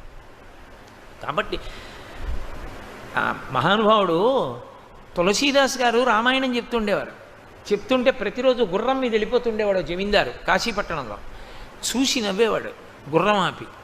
తులసీదాస్ గారు వచ్చి కూర్చోండి అన్నగారు. అంటే ఆయన నీకు పనా పాడా, నీలా పని లేని వాళ్ళని కొంతమందిని చేరేస్తావు, వాళ్ళకి రామాయణం అంటావు, వాళ్ళు వింటూ ఉంటారు. నాకెందుకు జమీందారుని, ఆ గంట ఉంటే ఇంకో 1000 రూపాయలు సంపాదిస్తానని నవ్వుతూ వెళ్ళిపోయేవాడు. అలా వెళ్ళిపోయిన జమీందారింటికి తులసీదాస్ గారు వెళ్ళారు. వెళ్ళి అయ్యా నాకు మీ ఇంటికి వచ్చి రామాయణం చెప్తా, మీరు వచ్చి కూర్చోవద్దు, మీకు ఎప్పుడు ఖాళీ, మీరు ద్రవ్యార్జన చెయ్యకుండా ఎప్పుడు ఉంటారు? అప్పుడే వచ్చి చెప్తా, 10 నిమిషాలైనా పర్వాలేదు, పావు గంట అయినా పర్వాలేదు అంటే తాపత్రయం శంకరాచార్యుల వారిల. అరే పాడైపోతున్నాడే అని. వినండి అన్నాడు. ఇప్పుడు ఎక్కడ కుదురుతుంది చూద్దాంలే. మళ్ళీ వెళ్ళారు. నవ్వి అన్నాడు, వచ్చే ఏడాది రండి అన్నాడు. ఖచ్చితంగా ఏడాదికి తులసీదాస్ గారు వెళ్ళారు. ఇప్పుడు ఎక్కడ కుదురుతుంది, వచ్చే ఏడాది రండి అన్నాడు. అలా 6-7 మార్లు తిప్పాడు. వెళ్ళారు పాపం తులసీదాస్ గారు. ఆ పై ఏడాది వెళ్ళారు. అయ్యా మీ నాన్నగారు ఏది రామాయణం 10 నిమిషాలు వింటారేమో అని వచ్చానండి అన్నారు. మా నాన్నగారు మీకు తెలియదా, చచ్చిపోయారు కిందటి ఏడాది అన్నాడు కొడుకు. తులసీదాస్ గారు దివ్య దృష్టితో చూశారు. దివ్య దృష్టి ఉంటుందా అండి అనకూడదు, అది ఉన్నవాడికి తెలుస్తుంది ఉందని. ఏమీ లేనివాడికి నీకెలా తెలుస్తుంది ఉందని? సాధన చేయి నీకు తెలుస్తుంది ఉందని. అన్నం తింటే తెలుస్తుంది ఆకలి తీరుతుందని. తపస్సు చేస్తే దివ్య దృష్టి ఉంటుంది. అంతేగాని వాడికి ఉంటే నువ్వు చేయకుండా అది ఉంటుందా అండి అంటే ఉంటుంది. నువ్వు చేయి తెలుస్తుంది నీకు. కాబట్టి దివ్య దృష్టితో చూశారు. ఎక్కడున్నాడో తెలుసా?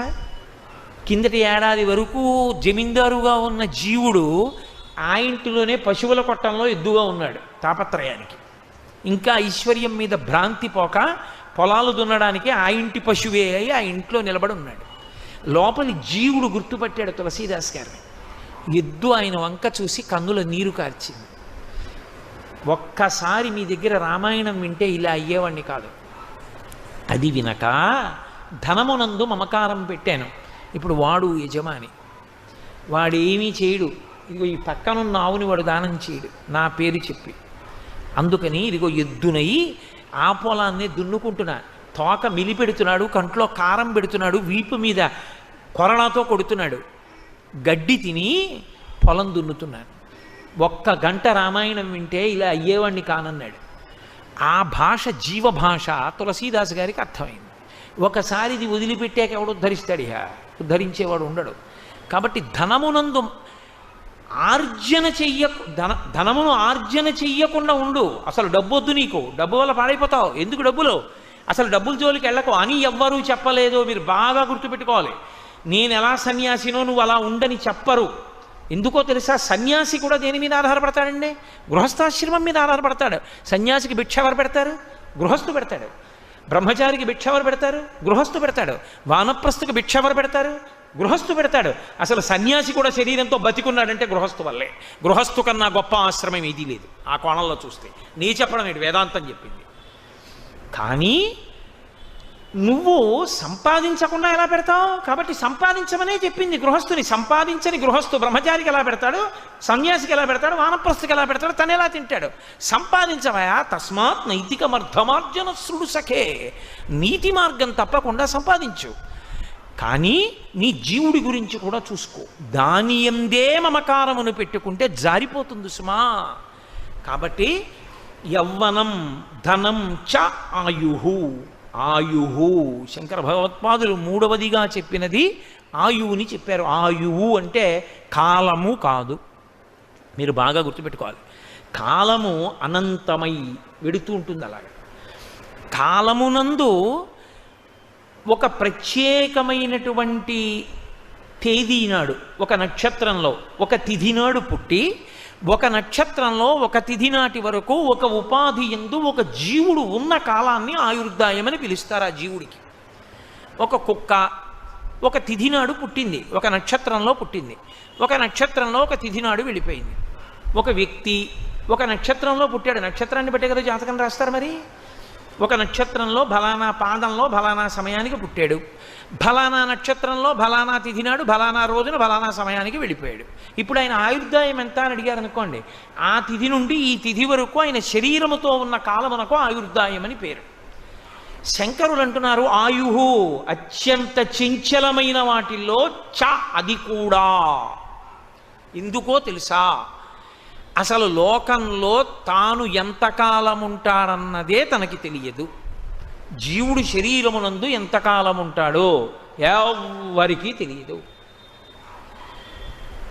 తెలియనప్పుడు నువ్వు ఇందులో ఎంతకాలం ఉంటావో తెలియదు అన్నప్పుడు ఎంత తొందరగా దీన్ని నువ్వు సద్వినియోగం చేయవలసి ఉంటుంది. దీపం ఉండగా ఇల్లు చక్క పెట్టేసేయి. కాబట్టి దీనితో తొందరగా నువ్వు చేయవలసిన మంచి పనులన్నీ చేసేస్తూ ఉండాలి. ఎందుకంటే ఇది ఎప్పుడు జారిపోతుందో తెలియదు కనుక. ఇది ఒక్కసారి ఇందులోంచి జీవుడు పైకి వచ్చేసాడు అనుకోండి, పోయిందంతే, ఆయుర్దాయం అయిపోయింది. ఎందుకని? అంటే శంకరులు భజగోవిందంలో అంటారు, యావత్ పవనో నివసతి దేహే తావత్ పృచ్చతి కుశలంగేహే గతవతి వాయో దేహాపాయే భార్యాభిభ్యతి తస్మిన్ కాయే. ఊపిరి లోపలికెళ్ళి పైకొచ్చింది, బతికున్నాడు. పైకెళ్ళిన ఊపిరి లోపలికి తీశాడు, బతికున్నాడు.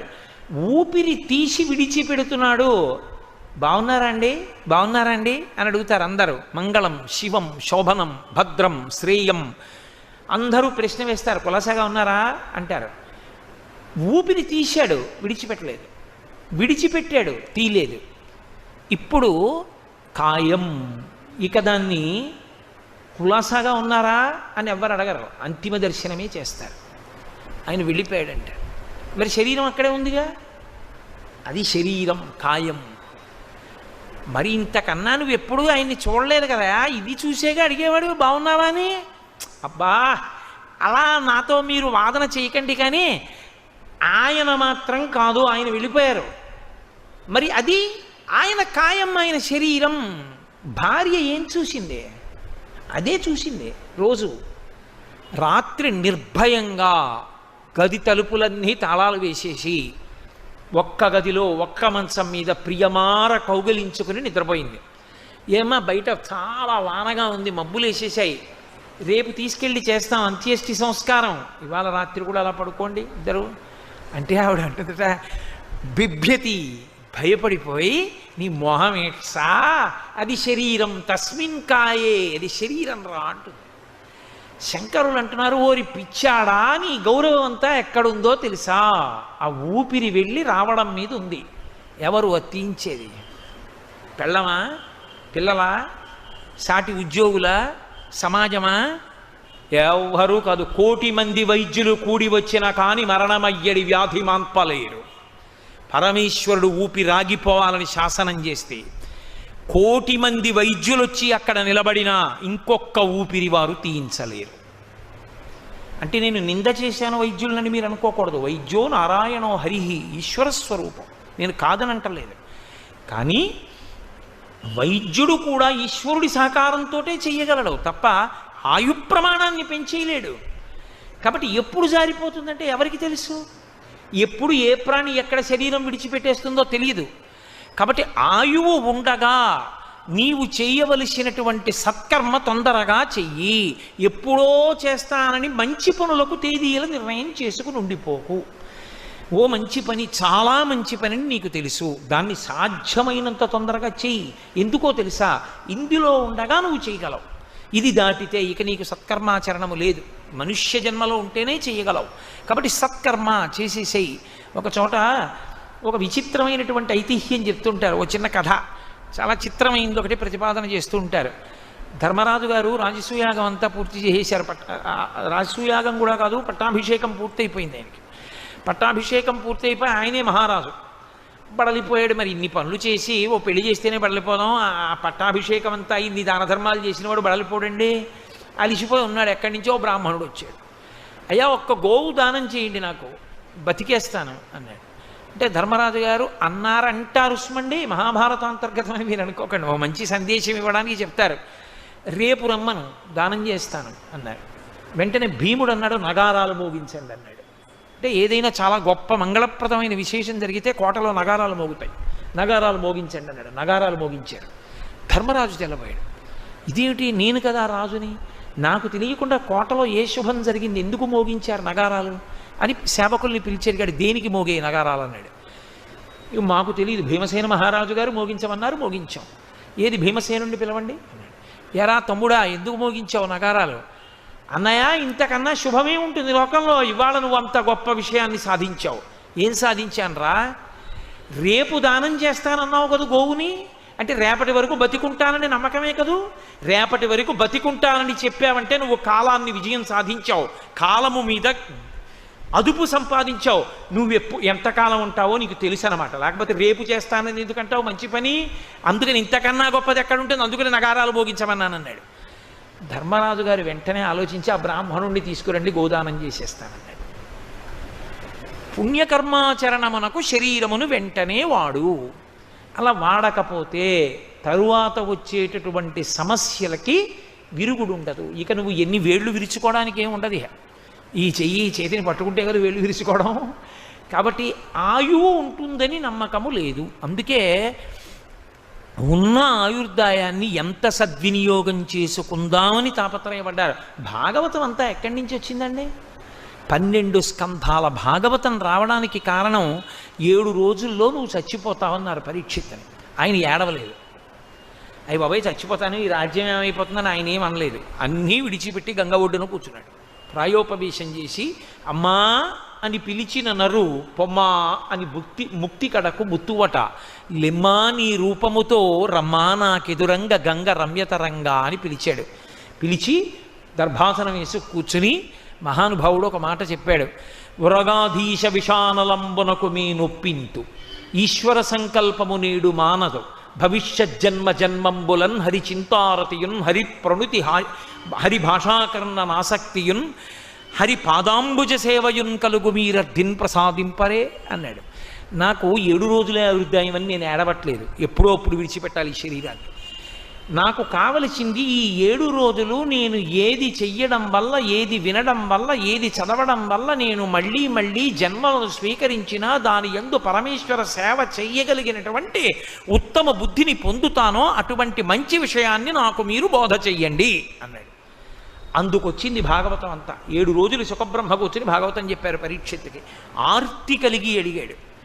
కాబట్టి ఒక్క మంచి ప్రశ్న, ఉన్న ఆయుర్దాయమును చక్కబెట్టుకొనుట, ధర్మము కొరకు ఈశ్వరుని కొరకు నిలబడగలుగుట, అది నిన్ను ఉద్ధరణ వైపుకి తిప్పుతుంది. కాబట్టి ఏదో ఒక్కటి పట్టుకోవడం ప్రయత్నం చెయ్యి, లేకపోతే ఆయువు జారిపోతుంది. ఇప్పుడు ఎందుకంటే అవన్నీ రిటైర్ అయిపోయిన తర్వాత అంటావా? దంతంబుల్ పడనప్పుడే తనువు ఎందారూఢియున్నప్పుడే కాంతాసంఘము రోయనప్పుడే జరాక్రాంతంబు కానప్పుడే వింతల్ మేన చెరించునప్పుడే కురుల్ వెల్వెల్ల కానప్పుడే చింతింపన్వల మీ పదంబుజములన్ శ్రీకాళహస్తీశ్వర.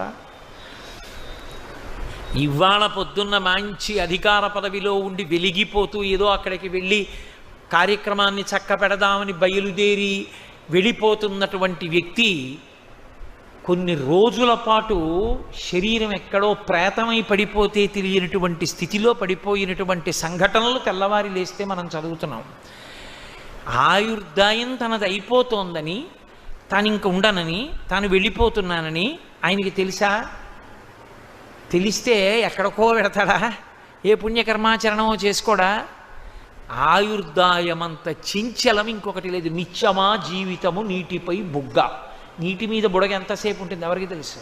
అబ్బా ఎంత రంగో అనేటప్పటికి చిటుక్కుని పేలిపోతుంది. శరీరము ఆయుర్దాయము కూడా అంతే. ఎప్పుడు అంతమవుతుంది తెలుసున్నది పరమేశ్వరుడికొక్కడికే. ఇక్కడ గంట మోగుతూనే ఉంటుంది ఎప్పుడు, lub dub lub dub lub dub అని. పరమేశ్వరుడు దర్శనమిస్తున్నాడు. గుర్తేమిటి? గుడి తీసిందని గుర్తేమి? గంట మోగుతూ ఉంటుంది. గంటలు మోగుతున్నాయి, ఈశ్వర దర్శనం అవుతోంది. ఇక్కడ పరమేశ్వరుడు కూర్చునున్నాడు. నీవారస్సూకవత్తన్వీ పీతాభాస్వత్యనూపమా ఇక్కడ ఉన్నాడు. ఆయన పని ఏమిటి అంటూ ఉంటాడు. లబ్ అనొచ్చా డబ్బని? లబ్ అనొచ్చా? డబ్ ఎప్పుడో ఆయన లెక్క పెడతాడు. చిత్రంగా కూర్చుని గుప్తంగా లెక్క పెడతాడు శ్వాసలు. ఇంకా నేను ఇక్కడ ఉండక్కర్లేదనుకుంటాడు. అయిపోయింది. వెంటనే ఉత్తరీయం తీసి మీదేసుకుని బయటికి వెళ్ళిపోతాడు. లబ్ తర్వాత డబ్బు అనలేదు, గంట అయిపోయింది అంతే. శివం శవం అయిపోయింది. కాబట్టి ఆయుర్దాయము అంత చటుక్కున పూర్తవుతుంది, అంత చమత్కారంగా వెళ్ళిపోతారు. కాబట్టి ఎట్నుంచి వెళ్ళాడు ఎవ్వరికీ తెలియదు. ఇంట్లో ఉన్న వాళ్ళు ఎట్నుంచి వెళ్ళాడో తెలుసు, ఆఫీస్కి వెళ్తే ఎట్నుంచి వెళ్తాడో, ఏ ద్వారంలోంచి బయటికి వెళ్తాడో తెలుసు. దాని తమాషా కాలిపోను. ఇందులోంచి వెళ్ళినప్పుడు ఎట్నుంచి వెళ్ళాడో చుట్టూ ఉన్న వాళ్ళకు కూడా తెలియదు. అంత చమత్కారంగా వెళ్ళిపోతాడు. కాబట్టి చాలామంది వెళ్ళిపోయారు. నేను ఒక్కడిని వెళ్ళనని అనుకోకు సుమా. వేదాంతాన్ని వేదాంతంగా సత్యంగా స్వీకరించు. నేను ఒక మాట చెప్తే చాలా కఠినంగా మీకు అనిపిస్తుంది, కానీ నేను ఒక్క యథార్థం మీతో మనవి చేస్తాను, ఆలోచించేయండి. నేనేమి ఇప్పుడు అది వెంటనే మీరు అంగీకరించాలని కానీ మిమ్మల్ని ఒత్తిడి చేయడం కానీ నా ఉద్దేశ్యం కాదు. ఖచ్చితంగా నేను చెప్పే మాట కఠినంగానే ఉంటుంది, కానీ దానంత కరదీపిక మనిషి జీవితాన్ని చక్కబరుచుకోవడానికి ఇంకొకటి లేదు. నువ్వు దీన్ని విడిచిపెడతావా అంటే పెంకితనంగా నీ చచ్చిపోనండి అన్నవాడికి నేనేం చెప్పలేను. పక్కింట్లో దొంగలు పడ్డారు, నీ ఇంటికి తాళాలు ఇస్తున్నావు. నాన్నగారు వెళ్ళిపోయారు, తద్దినం పెట్టావు. తాతగారు వెళ్ళిపోయారు, తద్దినం పెట్టావు. అమ్మ వెళ్ళిపోయింది, తద్దినం పెట్టావు. నీ తరంలో నీకన్నా ముందు పుట్టిన పెద్దనాన్నగారి పెద్దబ్బాయి వెళ్ళిపోయాడు, నీ లెక్క కూడా ప్రారంభమైంది. వరుస క్రమంలో పడ్డావు, పేర్లు పిలుస్తున్నారు. ఇంకా ఎప్పుడో అప్పుడు విడిచిపెడతాను అని ముందు అసలు నమ్మడం మొదలుపెట్టావు అనుకో, ఇది వదిలిపెట్టేస్తానండోయ్ అన్నావు అనుకో, నాన్నగారు అన్నదమ్ములు అందరూ వెళ్ళిపోయారు, పెద్ద నాన్నగారు వెళ్ళిపోయారు, నాన్నగారు వెళ్ళిపోయారు, బాబాయ్ గారు వెళ్ళిపోయారు, పిన్నులు వెళ్ళిపోయారు, పెద్దమ్మలు వెళ్ళిపోయారు, అమ్మ వైపు పెద్దమ్మలు వెళ్ళిపోయారు, పినతలు వెళ్ళిపోయారు, బాబాయిలు వెళ్ళిపోయారు, అందరు వెళ్ళిపోయారు. నెక్స్ట్ ఎవరు? ఈ పేపర్ అంతా తీసి పక్కన పెట్టేశారు, తర్వాత ఆర్జితం వాళ్ళని పిలుస్తారు. నా తరమేగా. నా తరంలో నేను ఇంకా 20 ఏళ్ళు సర్వీస్ ఉందన్నవాడిని 6 ఏళ్ళు సర్వీస్ ఉందికి వచ్చేసాను. అంటే వృద్ధుడిని అయిపోతున్నానా? శరీరం మారిపోతుందా? జర్జరీభూతం అయిపోతుందా? మా పెద్ద నాయన గారి పెద్ద అబ్బాయి వెళ్ళిపోయాడు, నా అన్నయ్య. ఇద్దరం కలిసి మేడ మీద కూర్చొని మాట్లాడుకునేవాళ్ళం జాజిపందిరి కింద. వెళ్ళిపోయాడు వాడు. వెళ్ళిపోయేప్పుడే ఏడాది అయిపోయింది. వాడు వెళ్ళిపోయాడు. అంటే మా తరంలో వెళ్ళిపోవడం ప్రారంభం అయిపోయింది. నా పేరు కూడా పిలుస్తారు ఇప్పుడు. అప్పుడు నేను వెళ్ళవలసిందే. నేను రానని మొరాయించడానికి ఏమి ఉండదు. ఆయనంత నిర్దాక్షిణ్యంగా తీసుకెళ్ళేవాడు ఎవరు ఉండడు. 5 minutes ప్లీజ్ అంటే ఆయన ఏం ఆగడం, 1 సెకండ్ ఆగడు, తీసుకెళ్తాడు. అలా తీసుకెళ్ళిపోతాడు. నేను వెళ్ళిపోతాను, ఇందులోంచి జారిపోతానని నమ్మావనుకో, అదొక్కటి నమ్మితే చాలంతే. రోజు పెద్ద దాని గురించి ఉపన్యాసాలు ఇంట్లో మాట్లాడుతుండాలి ఏం అక్కర్లేదు. జస్ట్ ఎ బిలీఫ్, ఇందులోంచి వెడతాను, నేను నిర్గమిస్తాను అని నమ్మితే పాపము చెయ్యలేవు. ఎందుకో తెలుసా? అరే ఇది విడిచిపెట్టి వెళ్ళాక ఖాతా అడుగుతాడు రా ఒకడో, ఒరే నువ్వేం చేసావురా దాంతో నాకు తెలియదు అనుకున్నావా అంటే లేనిపోని గొడవ వస్తుందిరా. వద్దు, మనకి ఎందుకు వచ్చిన గొడవ? ప్రారంభం అయిపోయిందా? వెళ్ళిపోయాడు పెద్దనాన్నగారు అబ్బాయి, ఎప్పుడు పిలుస్తాడో, ఎందుకు వచ్చిన గొడవ? పోనీ 20 ఏళ్ల తర్వాత పిలవని, 25 ఏళ్ల తర్వాత పిలవని, 10 ఏళ్లలో పిలవని, కానీ పిలుస్తాడు కదూ. పేరు పిలిచి తీరుతారు. పేరు పిలిచారు, అయిపోయిందంతే. తర్వాత ఈ పేరేనండి అన్నాడు అనుకో, అంతే, పట్టుకెళ్ళిపోతాడు. ఇంకా కన్సులేషను, ఎక్స్టెన్షను ఇవేం ఉండవు. కాబట్టి వద్దు మనకంటాడు. అసలు దీన్ని వాడి పిచ్చాడు, చచ్చిపోయాడు, కానీ నేను ఎక్కడ పోతానండి అన్నాడు అనుకో, ఇంకా వాడిని ఎవడు ఉద్ధరించలేడు. మీరు ఆలోచించండి. వాడు వెర్రాడండి, వాడికి ఏం తెలియదు, వాడు చచ్చిపోయాడు, నేను ఎందుకు చచ్చిపోతాను అన్నాడు అనుకోండి, ఏమైనా చేస్తాడు. ఎందుకంటే అసలు వాడికి ఇంక ఎవరికి లెక్క చెప్పాలి? వాడు ఇందులోనేగా ఉంటాడు. పిచ్చి అనుకుని పోయి ఎక్కడికో పోతాడు. అలా ఒప్పుకుంటే ఉత్తర క్షణంలో నడవడి మీద ఒక అదుపు వచ్చేస్తుంది. మీ మనస్సు మీద మీరు తిరగబడిపోతారు. నీ ఇష్టం వచ్చినట్టు నువ్వు చెప్పినా నీ చేయనలా. నీ సొమ్మేం పోయింది? ఎన్నైనా చెప్తావు. ఒక్క క్షణం దీంతో తప్పు చేయడం. ఆ తర్వాత ఆయన దగ్గరికి వెళ్ళి చేతులు కట్టుకున్న తర్వాత ఆయన లెక్కలు మొదలెడతాడు. అప్పుడు ఎవడు పడతాడు? నీ చేయను, నా వల్ల కాదు, ఒక్కనాటికి చెప్పద్దు. 2 మాటలు చెప్తుంది, 3 మాటలు చెప్తుంది, 4 మాటలు చెప్తుంది, అసలు చెప్పదు. ఇక వాడు వినడండి అలాంటివన్నీ అంటుంది. ఆ అదుపు నీకు రావాలంటే మనసు మీద శంకర భగవత్పాదుల యొక్క ప్రశ్నోత్తర రత్నమాలికలో ఆయన చెప్పిన మాట జీర్ణం కావాలి. అది శంకరాచార్యుల వారి తాపత్రయం. అందుకు ఆయుహు సద్వినియోగం చేసుకున్న వాళ్ళు ఖట్వాంగుడు అని ఒక రాజు. ఆయన్ని దేవతలు పిలిచారయ్యా, మేము యుద్ధం చేసి రాక్షస సంహారం చేయలేకపోతున్నాం, కాబట్టి నువ్వు రా, వచ్చి మాకు సహాయం చేయి అన్నారు. ఆయన వెళ్ళి దేవతల తరపున పోరాటం చేసి రాక్షస సంహారం అంతా చేసి దేవతల దగ్గరికి వెళ్ళాడు. వాళ్ళందరూ ఈయన మెళ్ళలో పూలమాలలు వేస్తున్నారు సత్కారం చేసి. ఇవన్నీ చేతురుగానే లేండి, కానీ పెద్ద విశేషం కాదు. మనుష్యలోకమునందు ఎవడు ఎంతకాలం ఉంటాడో తెలియదు ఎవ్వడికి. నాకు మీరు ఒక్క ఉపకారం చేయండి, నేను ఎంతకాలం ఉంటాను ఈ శరీరంలో అని అడిగాడు. వాళ్ళు అన్నారు, ఏమనుకోకు, 2 గడియలు ఉందన్నారు. ఏమనుకోవడం ఎందుకు? ఎప్పుడో అప్పుడు 2 గడియలు వింటాంగా, కాబట్టి నాకేం బెంగలేదు. విమానం ఇది అన్నాడు, ఎక్కి ఇంటికి వచ్చేసాడు. నేను వెళ్ళిపోతున్నాను కాబట్టి మీరు ఏడవద్దు, వెళ్ళిపోవాలి తప్పదు, కాబట్టి అన్నీ వదిలిపెట్టేస్తున్నాను, కొడుకు అప్పచెప్పానన్నాడు. బయటికి వెళ్ళాడు. గోవిందా గోవిందా గోవిందా గోవిందా గోవిందా గోవిందా అంటూ గోవిందుని యందు మనసు పెట్టి గోవిందనామని చెప్పాడు. మోక్షానికి వెళ్ళిపోయాడు. 2 గడియల ఆయుర్దాయం ఉన్న ఖట్వాంగుడు చక్కదిద్దుకుని ఈశ్వరుణ్ణి చేరిపోయాడు. కాబట్టి చంచలమైన ఆయుర్దాయమునందు ఉన్న ఈ ఉపాధిని చక్కబెట్టుకో, జాగ్రత్త పడు. అందుకే వేదాంతంలో ఎప్పుడూ ఒక ఉదాహరణ చెప్తారు. దీనిలో ఉన్నప్పుడు దీనితో మంచి పని చేద్దాం అనుకున్నప్పుడు ఎప్పుడు ఒకే ఉదాహరణ జ్ఞాపకం తెచ్చుకుంటూ ఉండు అని చెప్తారు. ఏదో ఏటికి ఇవతల వైపు అంతా ఇళ్ళు దుకాణాలు అన్నీ ఉన్నాయి, ఆడుకోవడానికి బాగుందని ఏరు దాటి అవతల వైపుకి వెళ్ళి ఇసుక పర్రలో ఆడుకుంటున్నాడు. ఏదో గీత గీసుకుని కబడ్డీ ఆడుకుంటున్నారు. ఆడుకుంటుంటే ఆ పైనుంచి వచ్చాడు ఒక ఆయన, పెద్ద కేకలేశాడు. సమయం లేదు, మహా అయితే 20 నిమిషాలు. పైనుంచి వరద వచ్చేస్తోంది, పైన వానలు పడ్డాయి. ఆ పైన ఉన్నటువంటి ఆనకట్ట తలుపులు తెరిచేశారు, వరద వచ్చేస్తోంది. ఈ పడవ నిలబడదిక, దీంతో మీరు దాటలేరు, వరద వచ్చేస్తే తొందరగా ఎక్కేసి దాటేయండి అన్నాడు. ఆడుకుందామని వచ్చినటువంటి వాళ్ళు ప్యాంట్లు చొక్కాలు విప్పి అక్కడ పెట్టి దట్టీలు కట్టుకుని ఆడుకుంటున్నారు. ఇప్పుడు ప్యాంటు మీద తాపత్రయమా, చొక్కా మీద తాపత్రయమా, పరుసు మీద తాపత్రయమా, కర్ర మీద తాపత్రయమా, దేని మీద తాపత్రయం? దట్టీతో ఉన్నవాడు దట్టీతో పడవెక్కి ముందు దాటేస్తాడు పైకి చూస్తూ, వచ్చేస్తోందేమో వరదని. గబగబా దాటి అవతలకి దూకేసి అమ్మయ్య, ఒరే పరిస్థితి పోతే పోయింది కానీ ఇదిగో వచ్చేసింది చూసా, అమ్మయ్యా ఊళ్ళోకి వచ్చేసాం, యువతల గట్టి ఎక్కేసాం.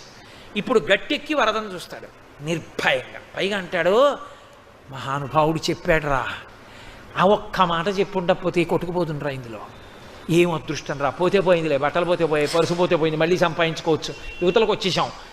అదిగో వరద రాకముందు దాటడానికి ఇచ్చిన తెప్ప. ఈ తెప్పని నువ్వు అంత తొందరగా వాడుకుంటూ ఉండాలి. ఏమో ఎప్పుడు వస్తుందో ఎవరికి తెలుసు వరద, చెప్పిన వాడు ఉన్నాడు, చెప్పడానికి శంకరాచార్యులు వారు ఉన్నారు. వస్తుంది వరద, జాగ్రత్త, తెప్ప వాడేసుకో తొందరగా వాడేసుకో. అవసరం ఉన్నా లేకపోయినా ఎక్స్పైరీ డేట్ ఉంటే గబగబా తీసేసి ఆ క్రీమ్ ఒళ్ళంతా రాసేస్తామే, ఆ పాటి ఈ శరీరానికి లేకపోతే అన్యాయం కదండి వాడుకోవడానికి. కాబట్టి అది శంకరాచార్య స్వామి వారి యొక్క తాపత్రయం. కాబట్టి ఏదో ఇంకా రేపు ఎల్లుండి భోగాలు లెక్కలు ఇవి పెట్టుకుని తాపత్రయ పడకరా. ఆయుర్నశ్యతి పశ్యతాం ప్రతిదినం యాతిక్షయం యవ్వనం ప్రత్యాయంతిగతాః పునర్న దివసాః కాలో జగద్భక్షకః లక్ష్మీస్తోయ తరంగ భంగ చపలా విద్యుచ్చలం జీవితం తస్మాన్ మాం శరణాగతిం కరుణయా త్వం రక్ష రక్షాధునా అంటారు. సూర్యభగవానుడికి ఓ కొడుకో కూతురు యముడు, యమున వెనక్కి రాదు, ముందుకెడుతుంది. కాలము ముందుకెళ్ళిపోతుంది. యముడు ముందుకెళ్ళిపోతున్న కాలంలో ఏ జీవుండి శరీరం నుంచి విడిపించాలో వాడిని నిర్దాక్షిణ్యంగా విడిపించేస్తారు. కాబట్టి సూర్యాస్తమయముల యందు నీ ఆయుర్దాయం అయిపోతోంది. రామకృష్ణ పరమహంస తెల్లవారగానే నేల మీద పడి తలకొట్టుకు ఏడిచేవారు. మేనలు అడిగేవాడు, ఎందుకు ఏడుస్తున్నావు మామా అని. ఊరే ఇంకొక్క రోజు అయిపోయింది రా, కాళీమాత దర్శనం అవ్వలేదు నాకు అనేవారు. అంత ఆర్తి లేకపోయినా పోనీ ఏదో అకస్మాత్తుగా అంత బెంగ పెట్టేసుకోక్కర్లేదు. కానీ కనీసం దీంతో చేయవలసిన వాటి ఎందు కూడా ఒక త్వర, అయ్యో చేద్దాం అనేటటువంటి ఒక సంకల్ప నిష్ఠ ఏర్పడడం చాలా మంచిది. అంతకన్నా మినహాయింపు ఇచ్చి మాట్లాడేస్తే అది శంకరాచార్యుల వారి స్తోత్ర వైభవాన్ని డైల్యూట్ చేశాడంటారు చూసారా, అలా అంత గంభీరమైన విషయాన్ని నేను పలసన చేసినట్లు అవుతుంది. అందుకని అక్కడ అంత మాట్లాడాలి తప్ప అంతకన్నా కిందకు వచ్చి మాట్లాడాలి.